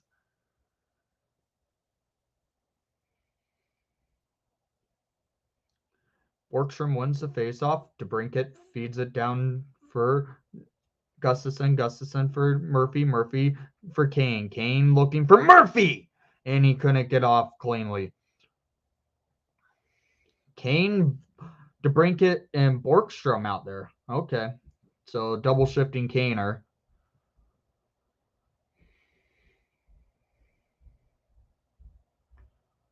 Okay, nice keep by Murphy. Murphy sends it up to DeBrincat. DeBrincat gets into the offensive zone. The Canucks checked off DeBrincat, and Kane sends it for a board play. The Canucks now send it into the neutral zone, but the Hawks now gain control, where that's Patrick Kane with the puck. Kane down to Murphy. Murphy settling things down in his defensive zone.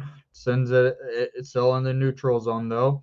Murphy gets it up to DeBrincat. DeBrincat dumps it in, where Thatcher Demko plays the puck. 3:18 remaining in the second period. Canucks lead 1 by a goal.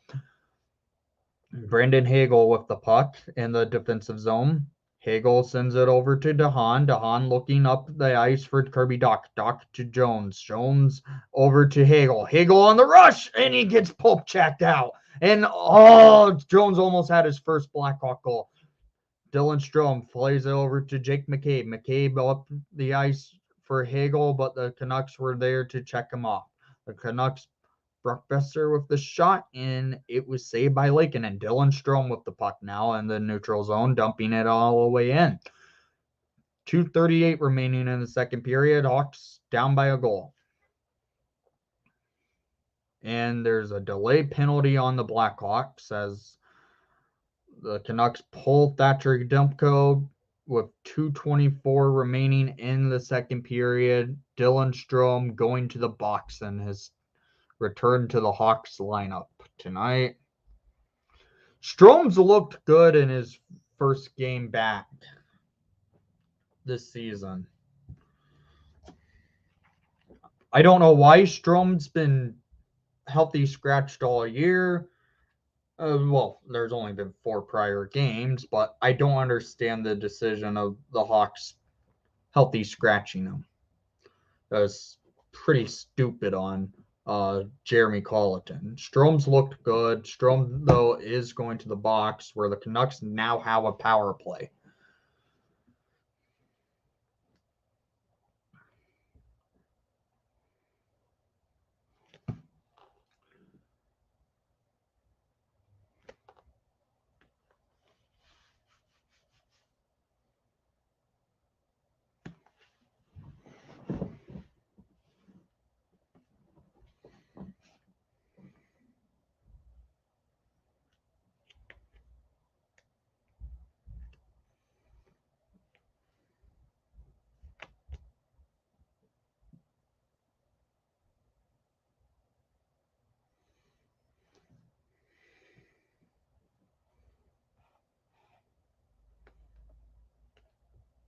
It's in commercial right now as they go to a power play in the second period with 2:24 remaining in the second period. Dylan Strome was sent to the box. Hopefully nothing is happening. I don't know if my stream is behind because ESPN Plus has been terrible. Okay. Second period of play is back to get back and going. Hawks on the PK. Come on.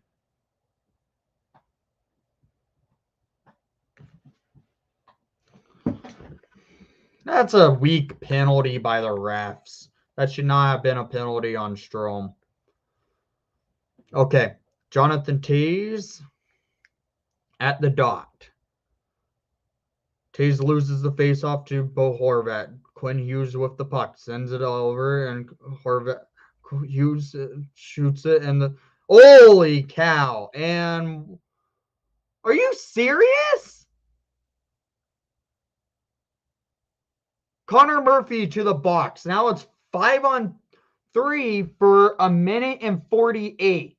Chase on up front of the net somehow draws a penalty on Murphy for slashing. Yeah. That's a bad penalty. Somewhat of a good penalty on Murphy because it stopped a goal. But still.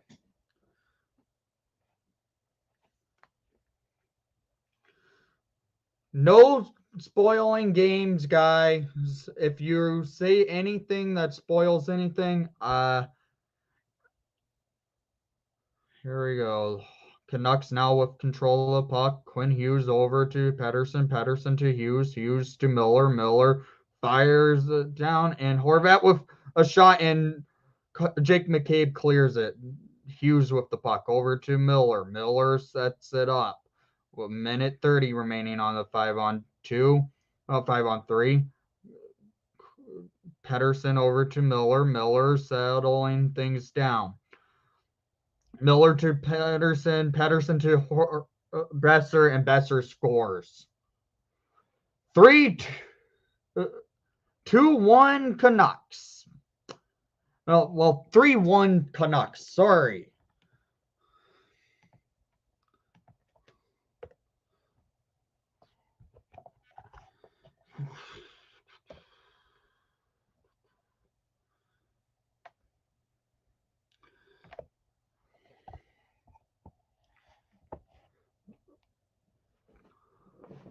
Besser with the goal, and the Hawks now go down by 2. This has been the story of the Hawks in the first 5 games of the season. When they go down hard, and it looks like that's starting to happen here. 1:30 remaining in the second period. Oh my God! You should not be letting almost a 2-on-1 break happen on a power play against, guys. Get everyone back in time for defense. 1 minute remaining on the Canucks power play. Hawks down by 2. And that was the first power play goal against on the season for the Hawks. This has been a terrible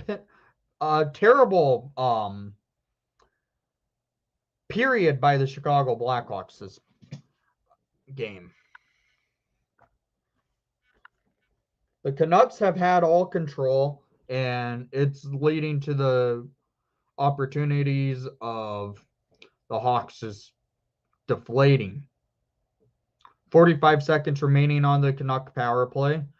OEL plays it, and that goes wide. That was offside. So 37 seconds remaining on the power play for the Canucks. 47 seconds remaining in the second period. This Blackhawks team's yet to have a lead in a game. They're yet to score first in a game. They're yet to win a game. As they're now down by 2 goals with 47 seconds remaining in the second period, this team needs a change in coaching, I think.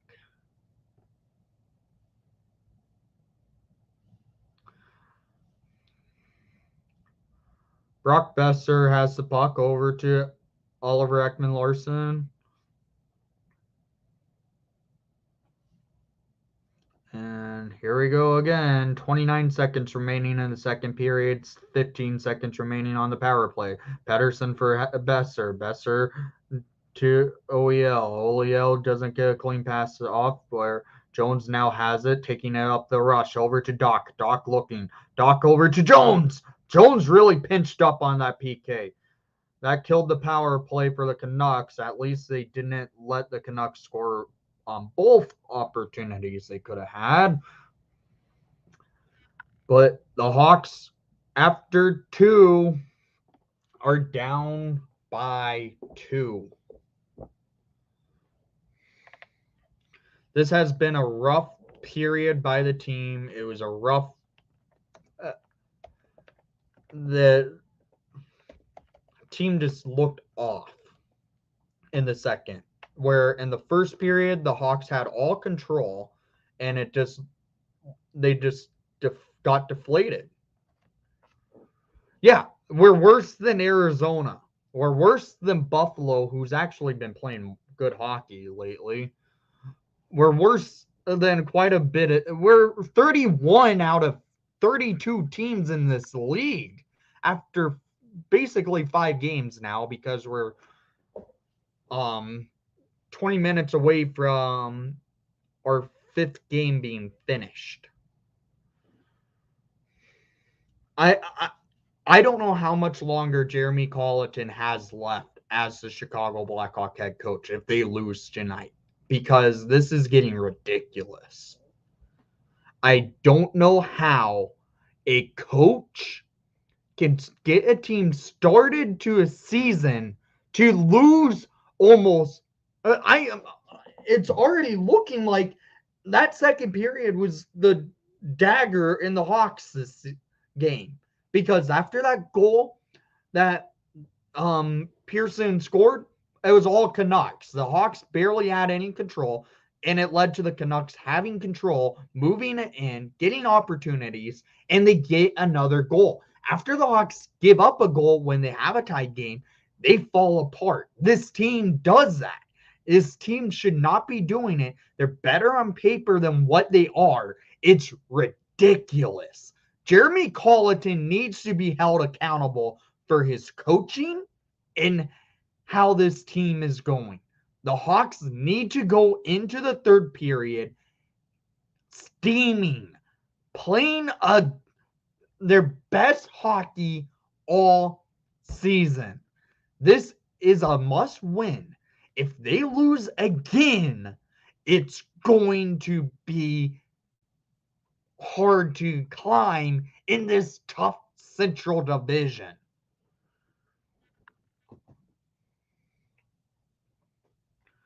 Fleury honestly should be the backup right now.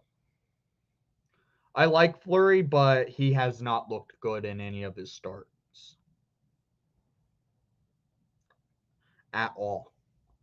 This team is much more talented than what they show on ice. There's an issue. There needs to be some sort of accountability, and I just don't know how the Hawks can continue with a head coach that seems like he just doesn't know what he's doing. It's frustrating to watch this team so far. Every game, it's the same story. You let in the first goal, you don't come out, you get a goal, and then that's it. And you lose. And it's ridiculous. This team has written their story to start the season, and they're bad. They are. They don't know what they're doing on ice, it seems like. I think the Rockford Ice Hogs could beat this team right now.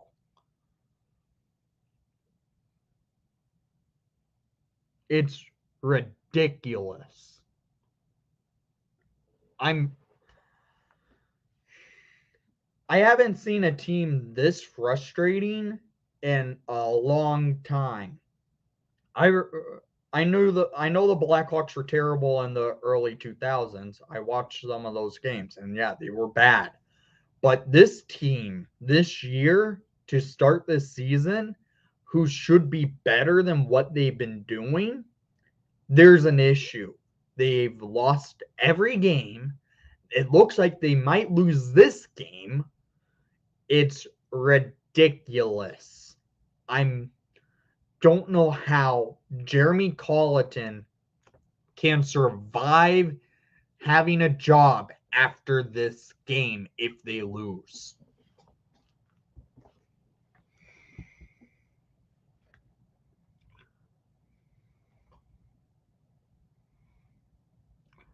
Here's the stats of the game so far.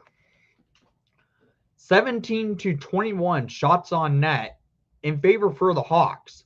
55% of the faceoff draws went in favor for the Canucks. Oh, here's another issue. The Hawks haven't scored on. The Hawks have only scored 3 5-on-5 goals all season. That's terrible. Only 3 5-on-5 goals? There's an issue on your offense if you can't get a 5-on-5 goal. And one coming in the late seconds of last game. I don't know what to say with this team. It's the same story every game. The defense falls apart after a goal is let in, and this team just collapses. You can't. This team is supposed to be contending for playoff contention. I get it. This is 5 games into the season. There's 82, but in a central division that is stacked, you need to do better. And you need to have accountability held. And that starts with Stan Bowman and Jeremy Colleton. I don't know how Bowman survived having a job after the allegations against the Hawks in 2010 came out and Bowman was part of it. I just don't know how this team is just is keeping him. He's ruined the future by trading away Adam Boqvist, 2 first-round picks for Seth Jones.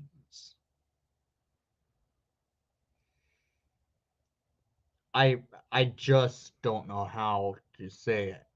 This team doesn't look like they know what they're doing. And it's frustrating. It's frustrating the living hell out of me to watch this team right now.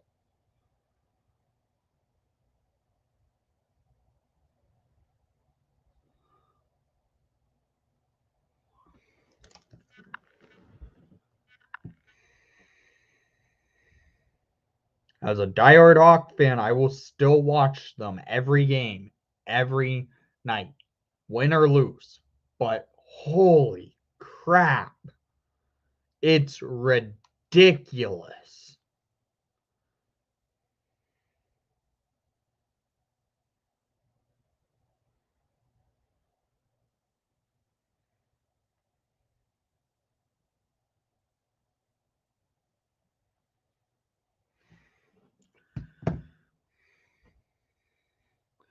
Yeah, the Hawks have been bad, David.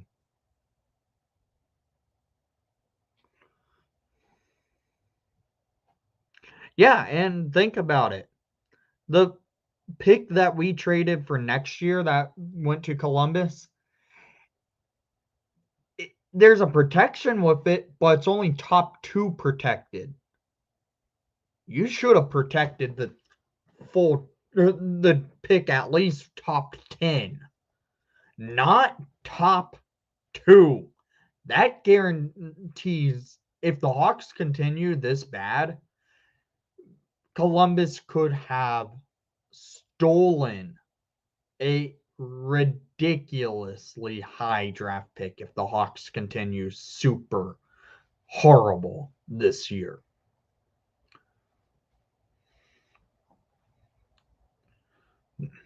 Granted, they already stole Adam Boqvist, and they also stole our 11th overall pick, and he's actually playing in the NHL.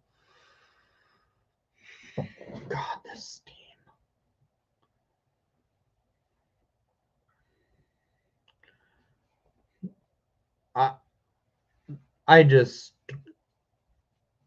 I'm still a Boqvist fan.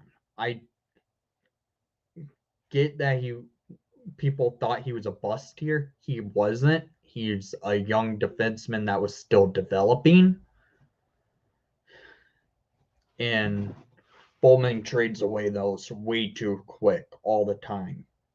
He has a rap sheet of trading away first round picks. And then they drafted Nolan Allen this year, and I don't think that was a smart draft pick with that 31st pick.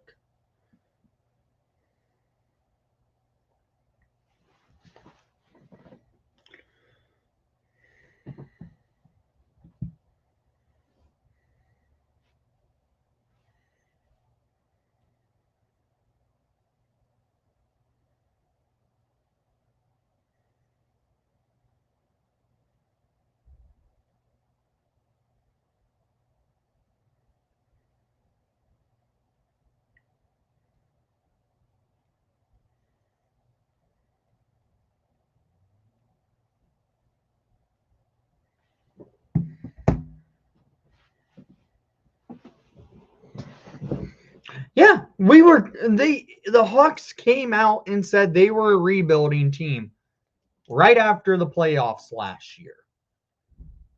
And then they saw that they came close to making the playoffs last year. And well, they decided, okay, let's win now, and blew away their future.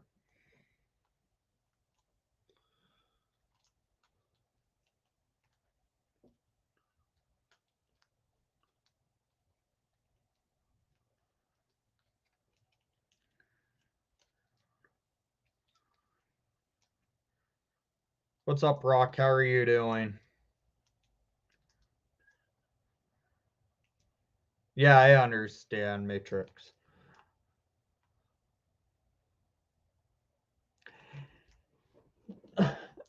I can believe it. This team hasn't been able to win against teams that are worse than them. Pittsburgh, they're worse than them on paper, and they blew us out. This team is a joke. I've never thought I would say it. This team is making me lose my mind. How Jeremy Colleton is still the head coach, I don't know how. I don't like saying this on videos or streams, but I've said it in the last couple since the Pittsburgh game because I'm tired of Colleton as the head coach of the Chicago Blackhawks.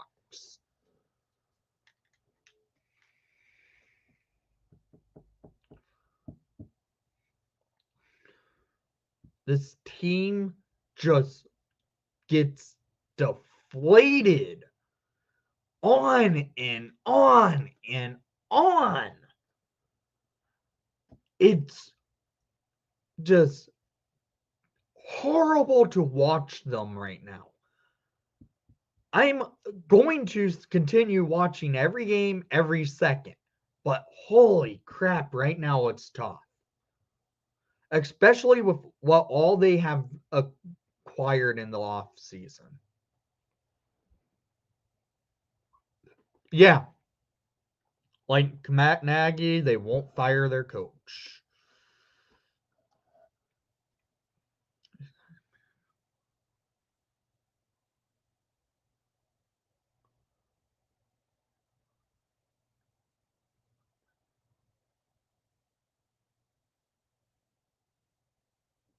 Okay, Rock. I agree. Colleton's not the coach anymore that they need.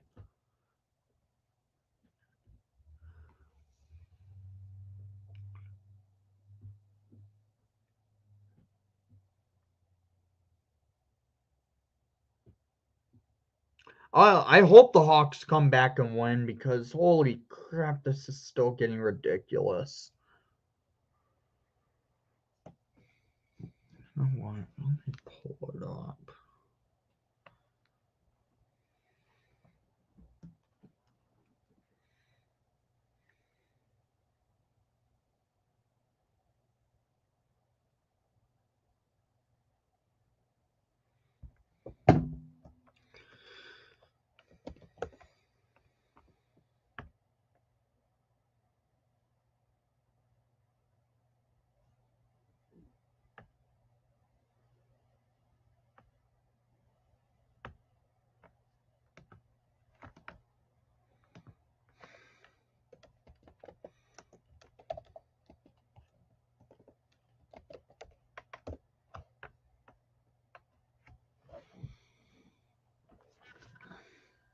At least I took a day off that I got my first.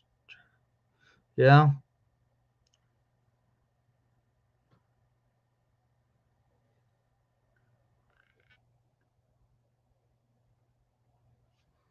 Oh my God, Rock.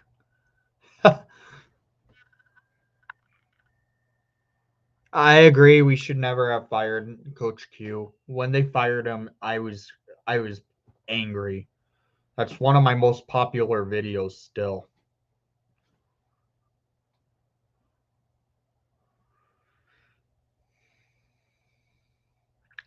I think every Hawk fan right now is asking for Colleton to be fired.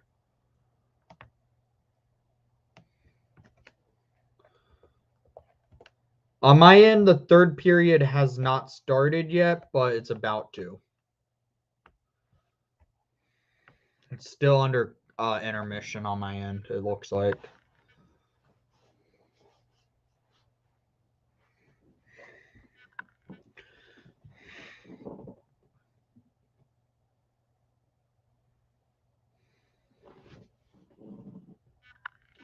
I have to use ESPN Plus to watch these games because okay, here we go.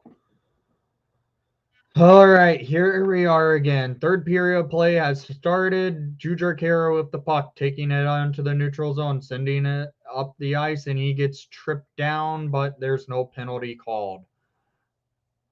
Canucks Tanner Pearson, who scored the goal that is the go-ahead goal for the Canucks, takes it in, and Lakeinen just stops the play.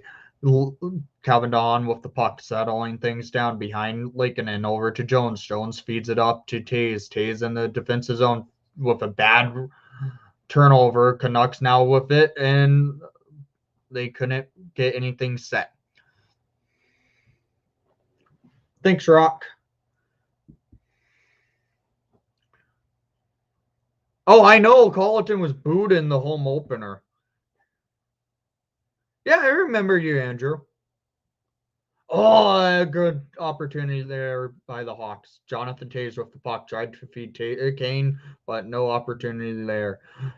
Hawks lose the puck, and the Canucks send it down to the Hawks' defensive zone. Connor Murphy with the puck over and feeds it up to Hagel. Hagel now with it and couldn't get it down where McCabe tried to pinch up and the Canucks gain control. The Canucks in their defensive zone sends the puck up the ice. Dumping it in, and the Canucks now with it. Canucks loses control, and the Hawks have to try and get a goal quick here, guys. I would be okay with the reverse retro becoming a third jersey, especially without all these reverse retros being made with Jonathan Toews on it for fans to buy last year, and Toews never wore it. It would be smart of them to at least wear it this year with Taser back. Strom with the tried getting up to get the puck, and Stillman feeds it across the ice, and the Hawks now in the neutral zone. Carpenter with it over to Strom. Strom getting checked, and Stillman shoots it, and it goes wide. Oh no. Taryn Pearson getting up to their offensive zone. Murphy clears it, and the Hawks now into the neutral zone with the puck. Dylan Strome getting checked to the boards, and the Canucks stop the Hawks in the tracks, and Tyler Myers with the puck. 17:05 remaining in the third period.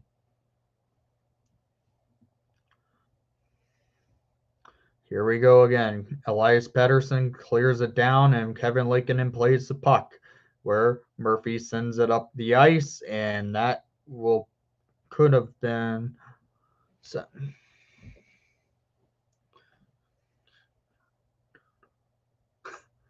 That would be a lot, and I would have to. That would be insane if you did that. And I would not want to. I would feel like that's a scam if that ever happened. Granted, I don't have donations open on my channel.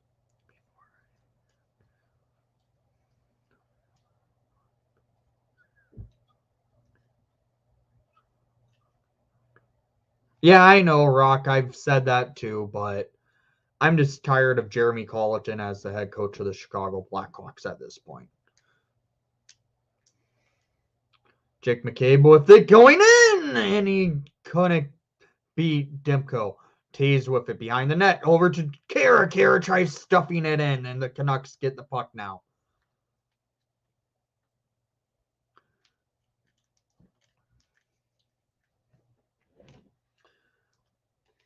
Oh, by the way, Rock, you missed it. We had a large raid from Hot Take Hawkey came into my channel, and we surpassed 800 subscribers on the channel today during the stream.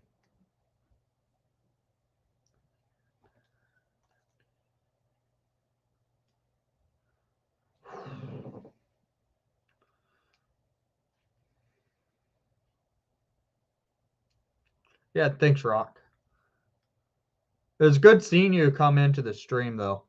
Kubalik with the puck over to Hagel. Hagel taking it in, trying to get around, and he couldn't get the opportunity. Carpenter with the puck, getting checked to the boards, and the Canucks now with it. Hawks in the neutral zone is McKenzie and Whistle.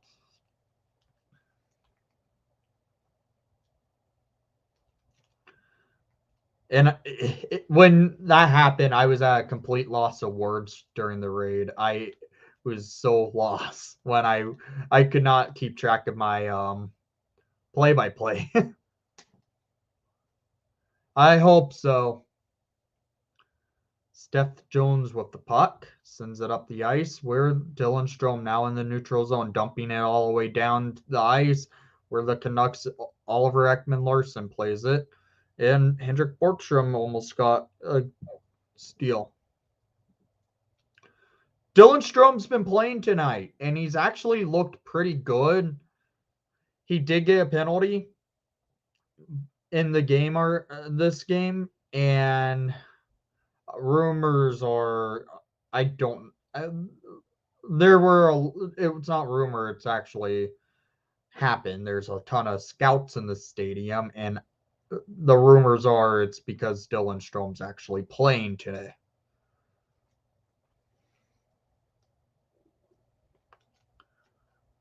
Take care, Rock. Good to see you. I would trade Strome for coach. I don't want to see them trade Strome right now because, frankly, we can use him more than Jujhar Khaira.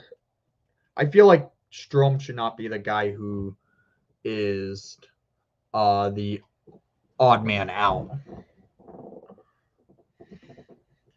I think anyone, though, would trade for a new head coaches because I think everyone's is done with Jeremy Colleton.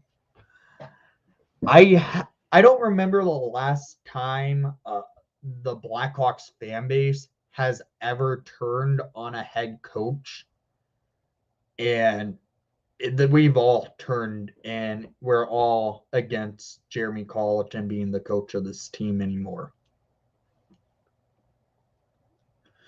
Because Strom's been good. I feel like he's looked good on the ice tonight. This is his first game of the season. It just sucks that the freaking Jeremy Colleton has not played him at all in any of the games until tonight.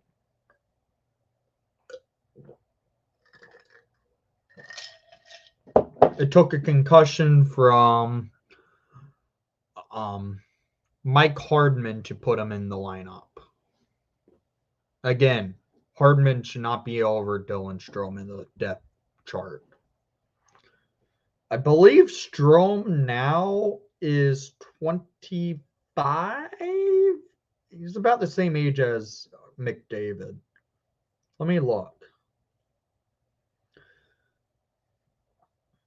He's only 24. Dylan Strome's 24, and he's... Oh my God, Colleton. If the Hawks do trade Strome, they better get value for him. But how the Hawks have not played him much this year, they probably won't get value because teams know he's not on the Hawks' main depth chart, it seems like. It's a scratch. Patrick Kane with the puck over to Alex DeBrincat. DeBrincat sends it over to Kane. Kane taking it into the rush on to the offensive zone, pinching up his Steph Jones. Jones almost got an opportunity from Kane. Kane behind the net, looking up the ice for Alex DeBrincat, and Cat couldn't get the puck cleanly. Yeah, Doc's playing tonight, and he's played well. Jones up the ice over to Hagel. Hagel settling things down, and the Canucks steal it right back and taking it up the ice. And Connor Murphy hits Tanner Pearson, who did score the go-ahead goal. Jake McCabe over to Kirby Dach. Dach doesn't get it through the offensive zone cleanly. Murphy now with it. Murphy in the defensive zone getting kind of checked towards the boards from Tanner Pearson. Dach now with the puck, and Hagel clears it up the ice where Quinn Hughes gets in the Hawks offensive zone. Hughes taking it up a rush all the way into the offensive zone, and Dominic Kubalik to the box for tripping of Quinn Hughes. Again, 12:09 remaining in the third period. Hawks down by 2 goals. And this team still yet to find a way to just tie a game or score on 5-on-5.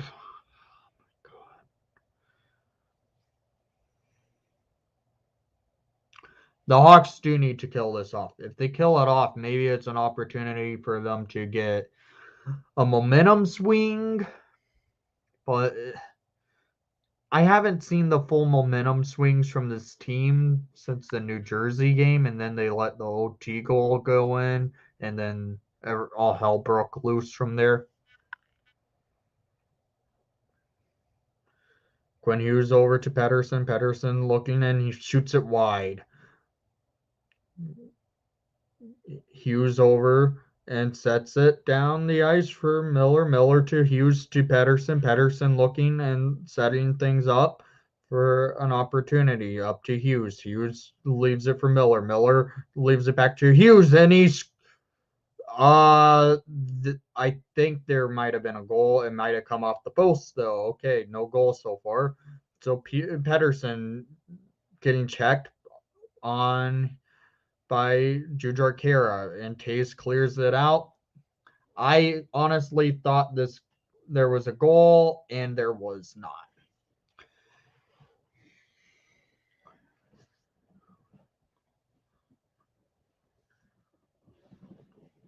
Oh, okay, Andrew. Yeah, it's no goal. It was off the pipe.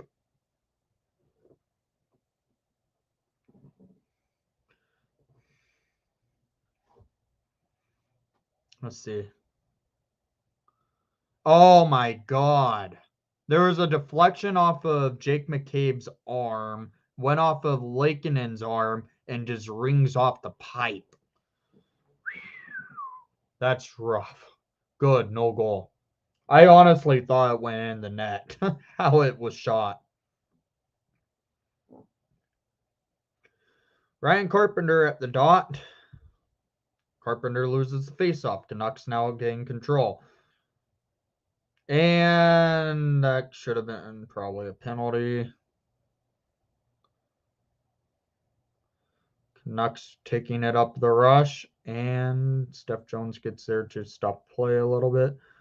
Jones playing them.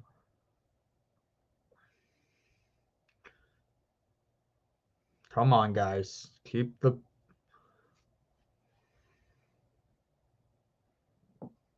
What a dive. There's a little bit of more of a... it was really probably a penalty on the Hawks.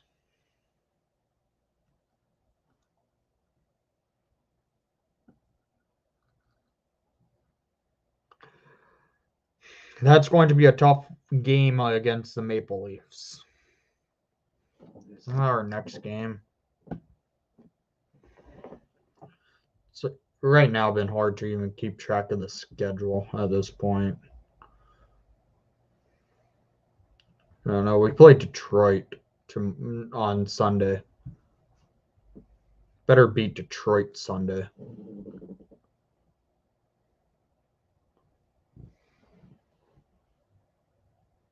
Oh, here we go. Kubalik 2-on-1. And he tried feeding and saucing it over to Kane. Dang it. Maybe if the puck was on Kane's stick and Kubalik was the opposite guy, it could have been a goal.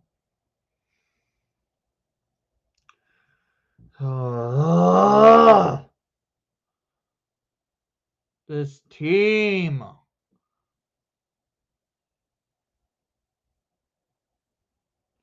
This team has been so frustrating to watch this season.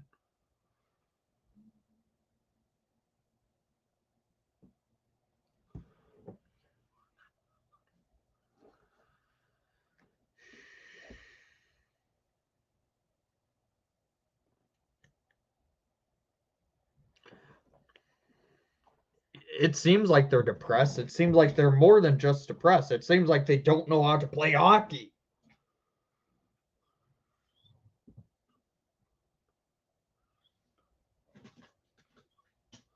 Hell, I've seen EA NHL better than this team.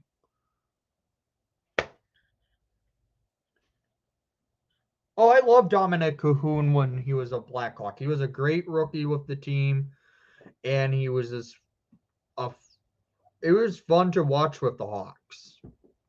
I wish the Hawks kept him, but then they traded him for Oli Mata. And then the Hawks traded Mata to LA. Have you got tickets for any coming games? I really want to go to the game when Marianne Hossa will be in the building for the United Center. I'm going to look into that game. That one might be a little bit expensive to go to. I really want to go to the game when Hossa is in the building. Hossa is my favorite all-time player, so I really do want to see Marianne Hossa again. They need to put his number in the rafters first, but they haven't yet. I don't understand that decision, why they haven't put the number 81 to hang in the rafters. They also need to hang a couple other numbers too, I guess. Like number 7. Number 28 should be retired, in my opinion. Steve Larmer's number, I don't understand how it's never been retired.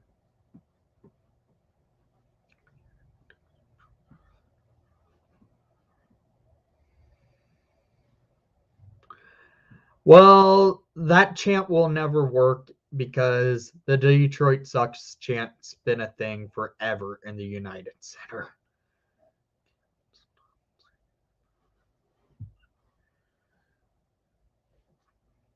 Here we go. Kirby Dach with the puck and just bad pass. Oh, yeah. Stan does give up on young players way too much. There's no denying that. Jones down to Kubalik. Kubalik feeds it up the ice to Hagel. Hagel to Gustafson. Gustafson chips in and fires it wide.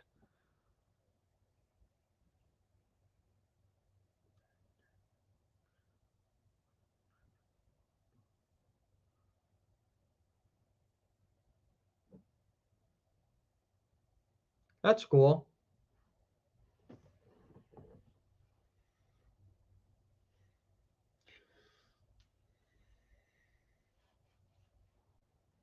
Here we go again. Hendrik Borgstrom at the dot.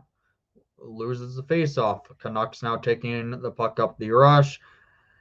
Eric Gustafson with the puck going up the ice. I don't understand why Kirby Dach's not on the line with DeBrincat and Kane.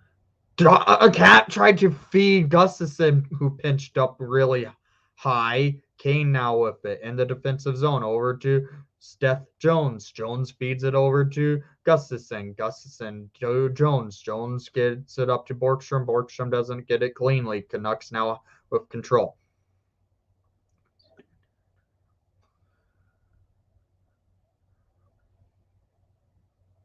Oh, I agree. We would still probably have Teuvo Teravainen too. That was the first of the young players Stan Bowman gave up way too early on. The game's actually on NBC Sports Chicago, but I have to watch it through ESPN Plus tonight. I do not like this ESPN Plus app. It really is laggy.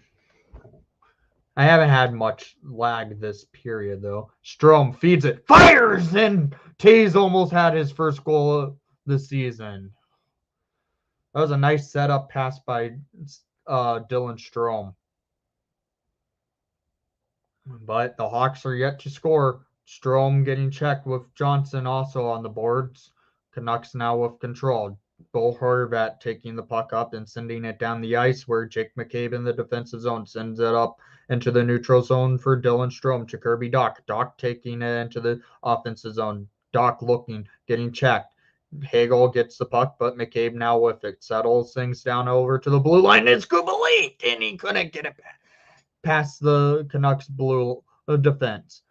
Hagel dumps it in, and the Canucks gain control. Tucker Pullman to loses it to Dach, and Dach couldn't get a clean pass back.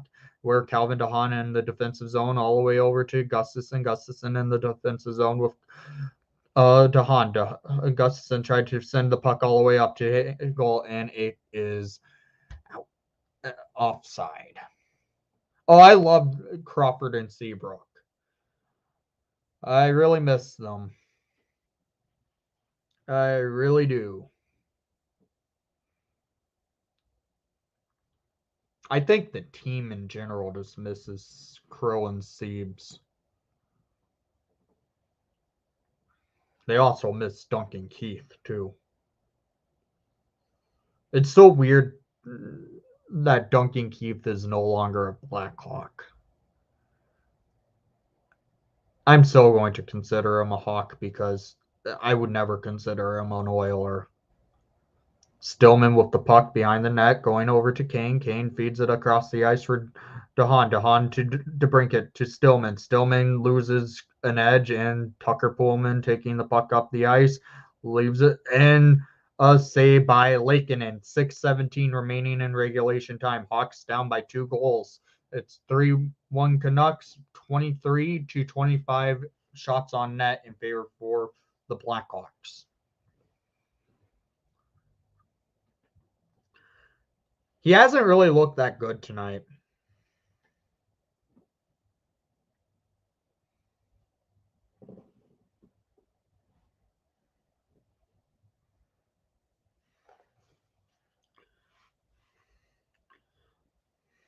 Yeah, I bet Zach Hyman was in Toronto forever.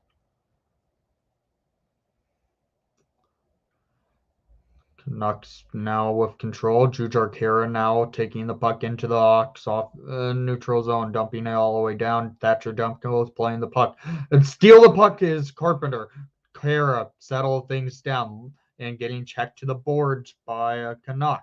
The Canucks take the puck and Tyler Myers feeds it to OEL. OEL sends the puck up the ice for the Canucks to lose control, where Steph Jones behind Kevin Lakeinen in the Hawks net, and the Hawks now go into a rush. Jonathan Toews with the puck over to Tyler Johnson. Johnson looking for Toews, and he couldn't get it off cleanly.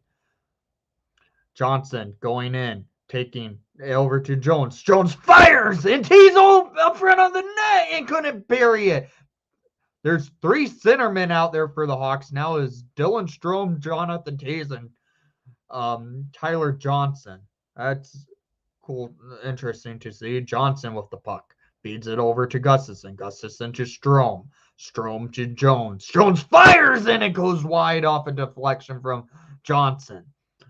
Toews behind the net. Tried to wrap it in, and the Canucks get the puck and clear it out of the Hawks offensive zone. Strome with the puck. Going up the ice. Trying to feed Johnson. I think everyone misses Hossa. Everyone misses Seabrook. They miss Crawford. They miss Hammer. Big Buff. Yeah, we miss a lot of players. I really do miss Duncan Keith a lot. I've loved Keith, one of my favorite players. Kubalik to Doc couldn't get off cleanly. The Canucks now with the puck, and Doc playing a good trap. Hagel with the puck over to McCabe in the neutral zone. 4 minutes remaining in regulation time. Hawks are pressuring. Here we go again. Canucks now with the puck is Elias Pettersson. Pettersson doesn't get a good clearing out for the Canucks, and the Canucks just are stuck in their defensive zone, really. You can't take a timeout if the puck is just in play right now. It's Tree in the churd. Hawks down by 2. Here we go again. Pearson with the pucks, and DeBrincat take it over to Kane. Kane over to Jones. Jones on the pinch, going into the offensive zone. Feeds it across for Kane. Kane tried to go to Borgstrom. Empty net for the Hawks. Jones goes in, and he gets tripped. Should have been a penalty on the Canucks.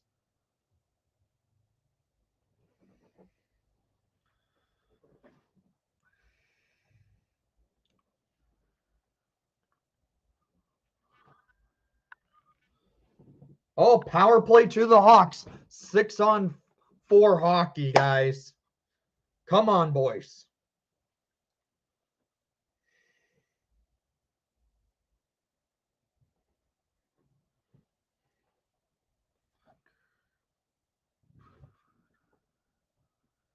Oh, that 2010 team was amazing. Same with the 2013 roster, though. You can't forget the 2013 roster was a record-breaking team.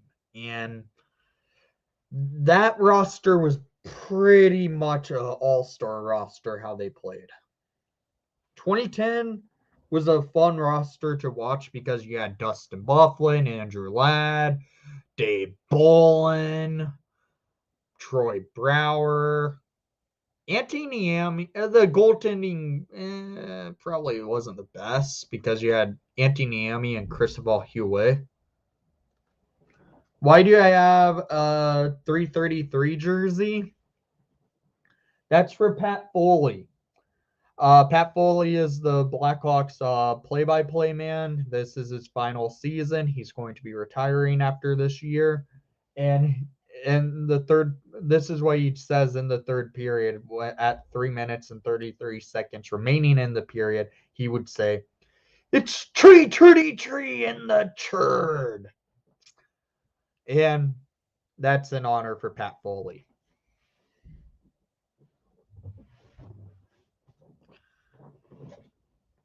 Okay, Connor Garland in the box for the Canucks.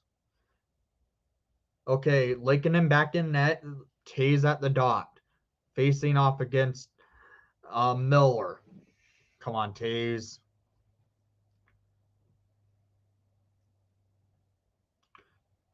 Taves doesn't win the faceoff. The Canucks get the puck and clear it all the way down. Kevin Lankinen plays the puck. He's going to probably hop off the ice now.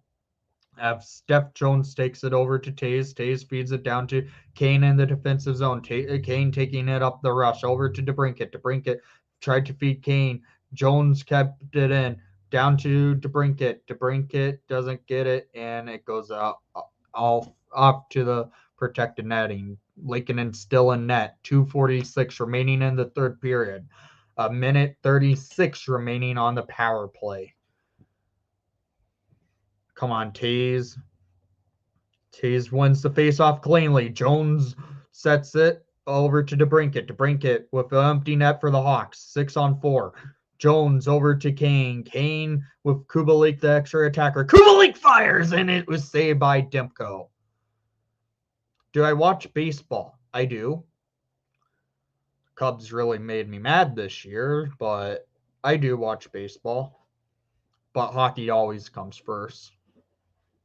I would call a timeout, but if I was Colleton, it would be the smartest move. Lankinen back in net for the Hawks. Taves at the dot. Taves wins the faceoff. Kane has it.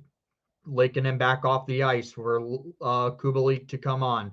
Kane over to Kubalik. Kubalik down to Taves. Taves tried to stuff pass it over to Johnson. Kubalik to Kane. Kane taking it down, and the Canucks clear it, and that is a minute remaining on the Hawks power play. 2 minutes remaining, 2:05 remaining in the third period. Kane with it, going over to Jones. Jones to DeBrincat. DeBrincat getting checked, and the Canucks clear it down the ice. And 45 seconds remaining on the Hawks power play. Here we go again. That's not good. DeBrincat with the puck over to Kane. Kane taking it up to Taves. Taves getting checked, and Jones just getting the puck hit off his head and out of play. Colleton needs to call a timeout. 28 seconds remaining on the power play. A minute 38 remaining in regulation time. Call a timeout if I'm Jeremy Colleton right now.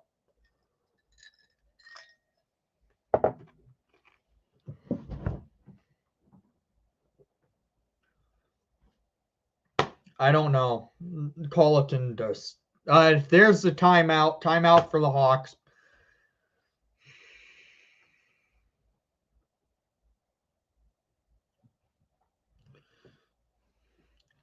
I would do this. Put Doc out there over Johnson. Get Doc sitting up front of the net. Get Taves, Kane, DeBrincat on there.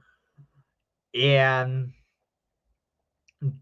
Kubalik also with Jones. Do that. Put Doc in for Johnson and move the puck. Get Doc up front of the net.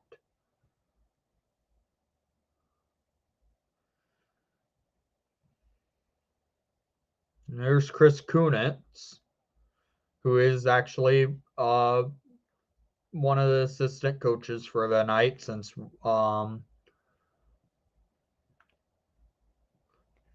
one of the main guys have been placed on COVID. Here we go. Jonathan Taves at the dot. Taves wins the faceoff over to Kane. Kane fires, and it gets blocked by Miller. Kubalik now with the puck. Sends it over to Kane at the blue line. Kane taking it into Kubalik, and it gets blocked by Pullman. Kubalik over to Taves. Taves to Kubalik to Kane. Kane looking down to DeBrincat, and he almost had it past Demko. Demko with the save, and 3 seconds remaining on the power play. Hawks still down by 3. Power play was killed, and the Canucks are going to end this 4-1 as Garland comes out of the penalty box and scores on the empty net.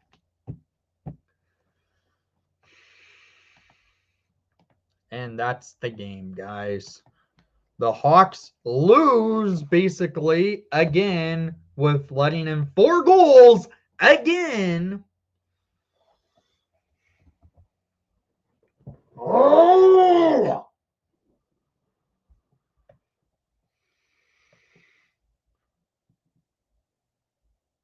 This is so frustrating to watch. Garland just comes out at the right time of the penalty kill, and that's the game. 47 seconds remaining in the regulation time. Hawks down by 3. Jesus Christ.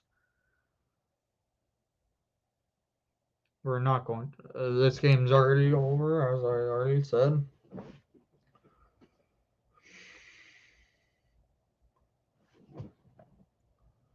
Let's add that to it.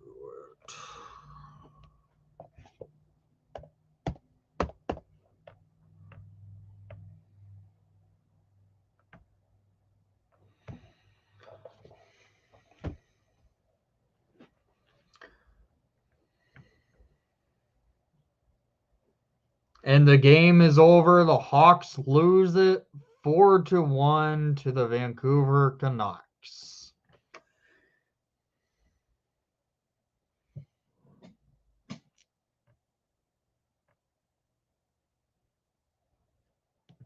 And let me show you a screen so I can end this because this is ridiculous. 5 games down and 5 losses. And this time, we lose to the Vancouver Canucks. Oh my God. So, you can't write this. This is the 5th game, and they have allowed at least 4 goals in all their games.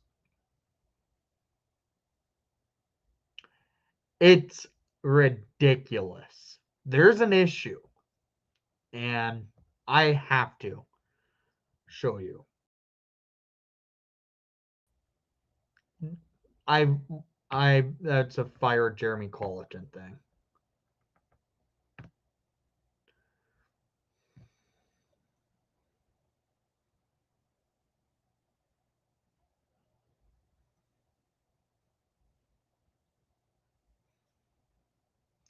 I really think Nashville has the worst jerseys in the league.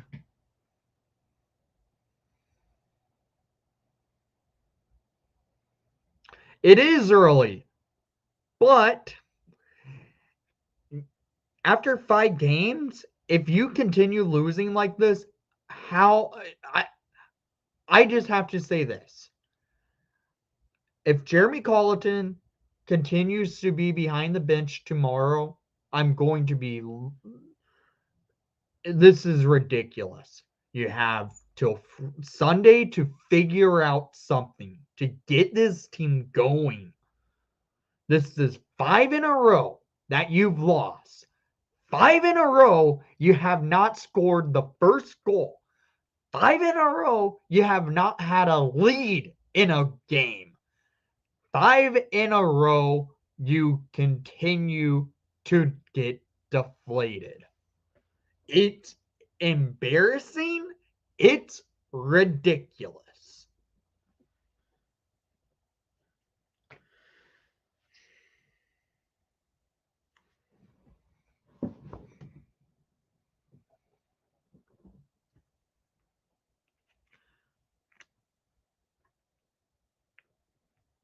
Yeah, I do think Ovi does get like the Capitals will get a rebrand after Ovi retires because they did make a nice third jersey, I feel like.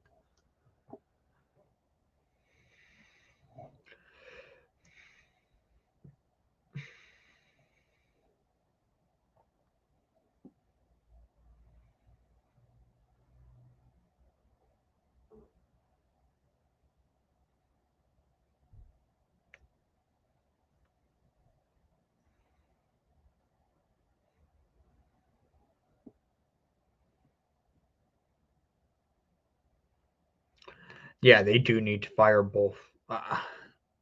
I get it. It's 5 games, and I could sound like I'm overreacting, but it's ridiculous.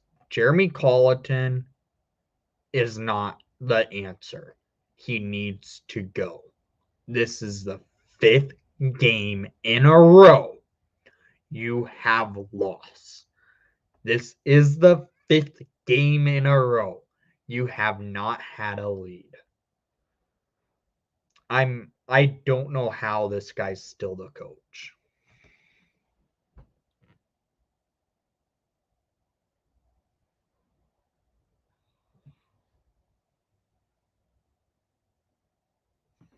Okay. Guys, I do have to film the review from tonight's game, but I'm going to stay live for a little bit longer because this was a rough loss for the Hawks, but it was a fun stream. We did have a raid in it, and I was not expecting it. It caught me off guard and very speechless. I was really surprised.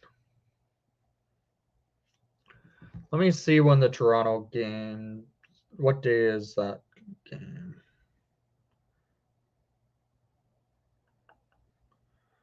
That's Wednesday. Yeah, I think I could go live for the game against the Maple Leafs.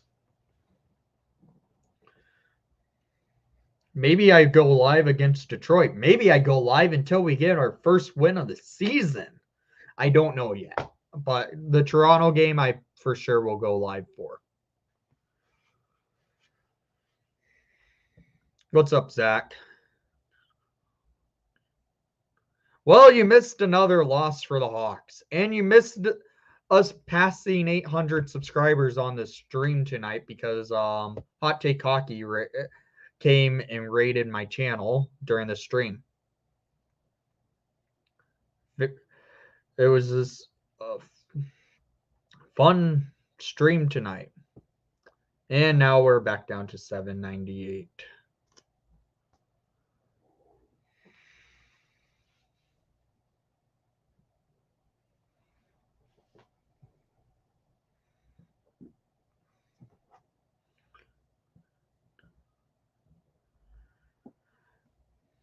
You're going to the game on Sunday, Zach? Have fun.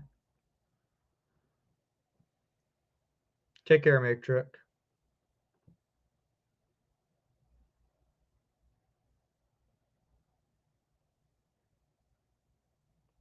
Yeah, we went right back down to 798.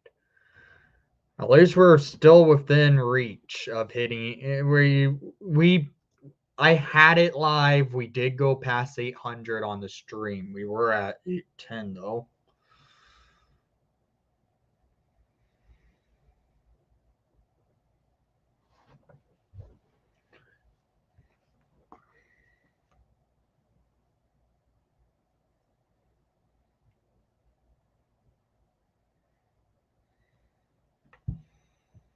Let me check my other way of checking the live subscriber count.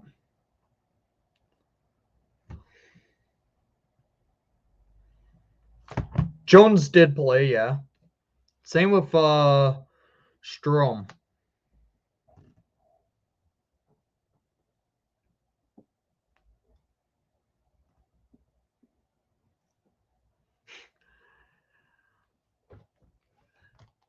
Hey, Andrew.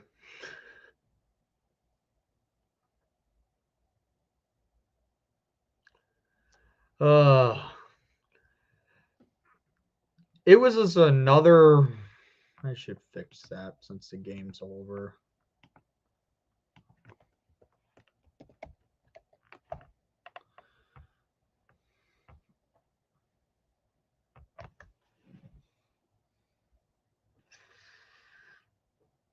The best player on tonight's for the Hawks tonight. Really? Hard to say. Quite honestly.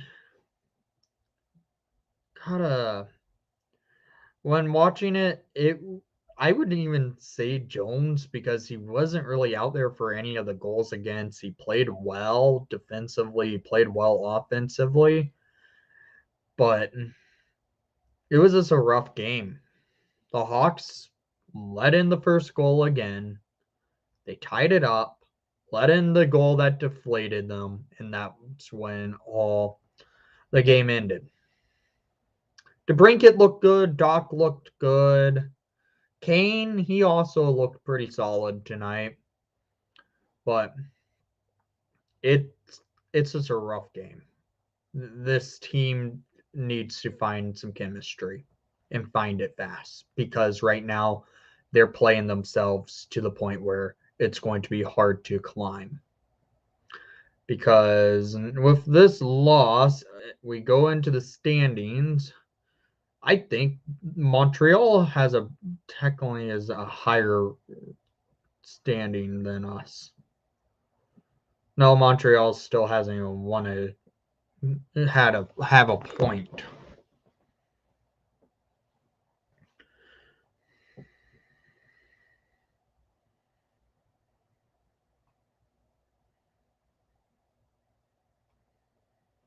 Oh my god. Yeah, Jeremy Colleton is clearly not the right guy. I think I don't know if the Hawks realize it, like the front office knows it. So they should realize it by now that the fans are livid with them. But holy crap, I don't know how that guy still has a job. If this team was owned by someone else, I think he would have been fired already. There's a little bit on Rocky Warts too. He's the owner. He should have the say, and he's clearly watching this team, and they're failing. He signs paychecks. He should have the say.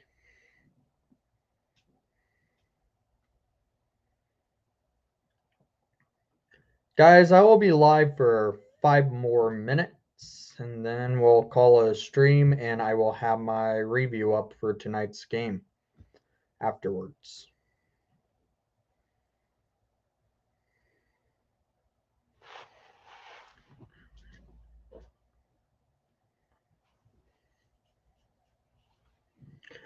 Doc's played well in his career in the NHL. He's had the rotten luck of injuries hit him, but this year he's really starting to prove that he's the future of this team.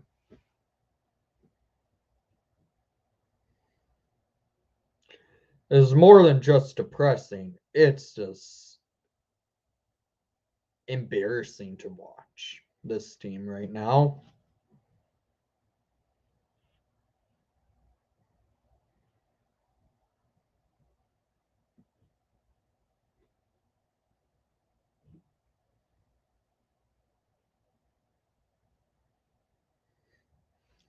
All right, Andrew.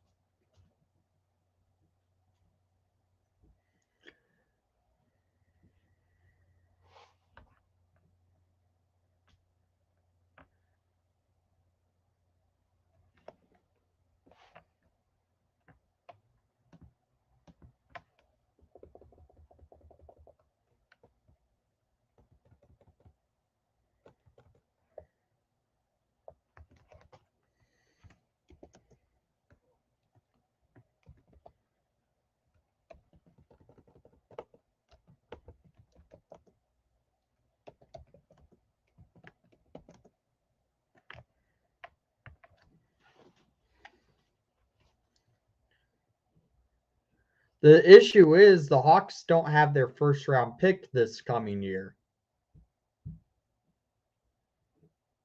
They traded that pick to Columbus because Stan Bowman does that.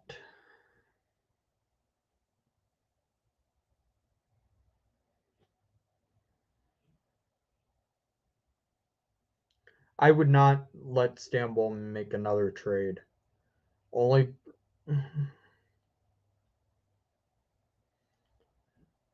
No, I should have. I thought it was going to be a fun night to stream, and it turned out to be a great night to stream, actually, Andrew. We had the raid happen during the stream, which was really fun. We surpassed 800 subscribers on the channel. It was really fun.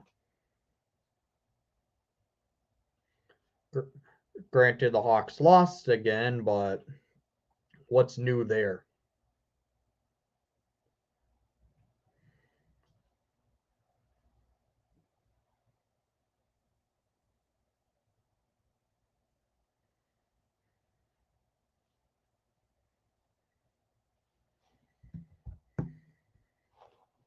Fire Bowman, fire Colleton. I don't know how much longer those guys can last.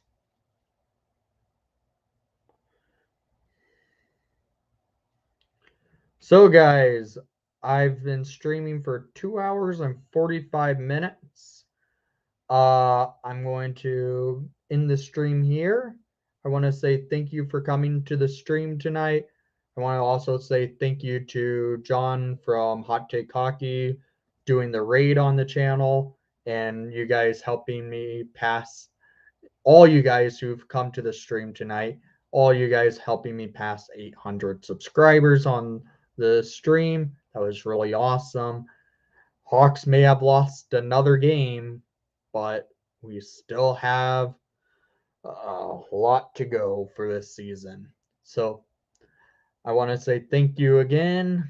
I hope you enjoyed the broadcast. I know the Hawks may have lost, but the Hawks season has been a rough start. And most of all, this team needs to get something going. And let's go Hawks. And see you in my review that I will be posting shortly here when I am done with the live stream.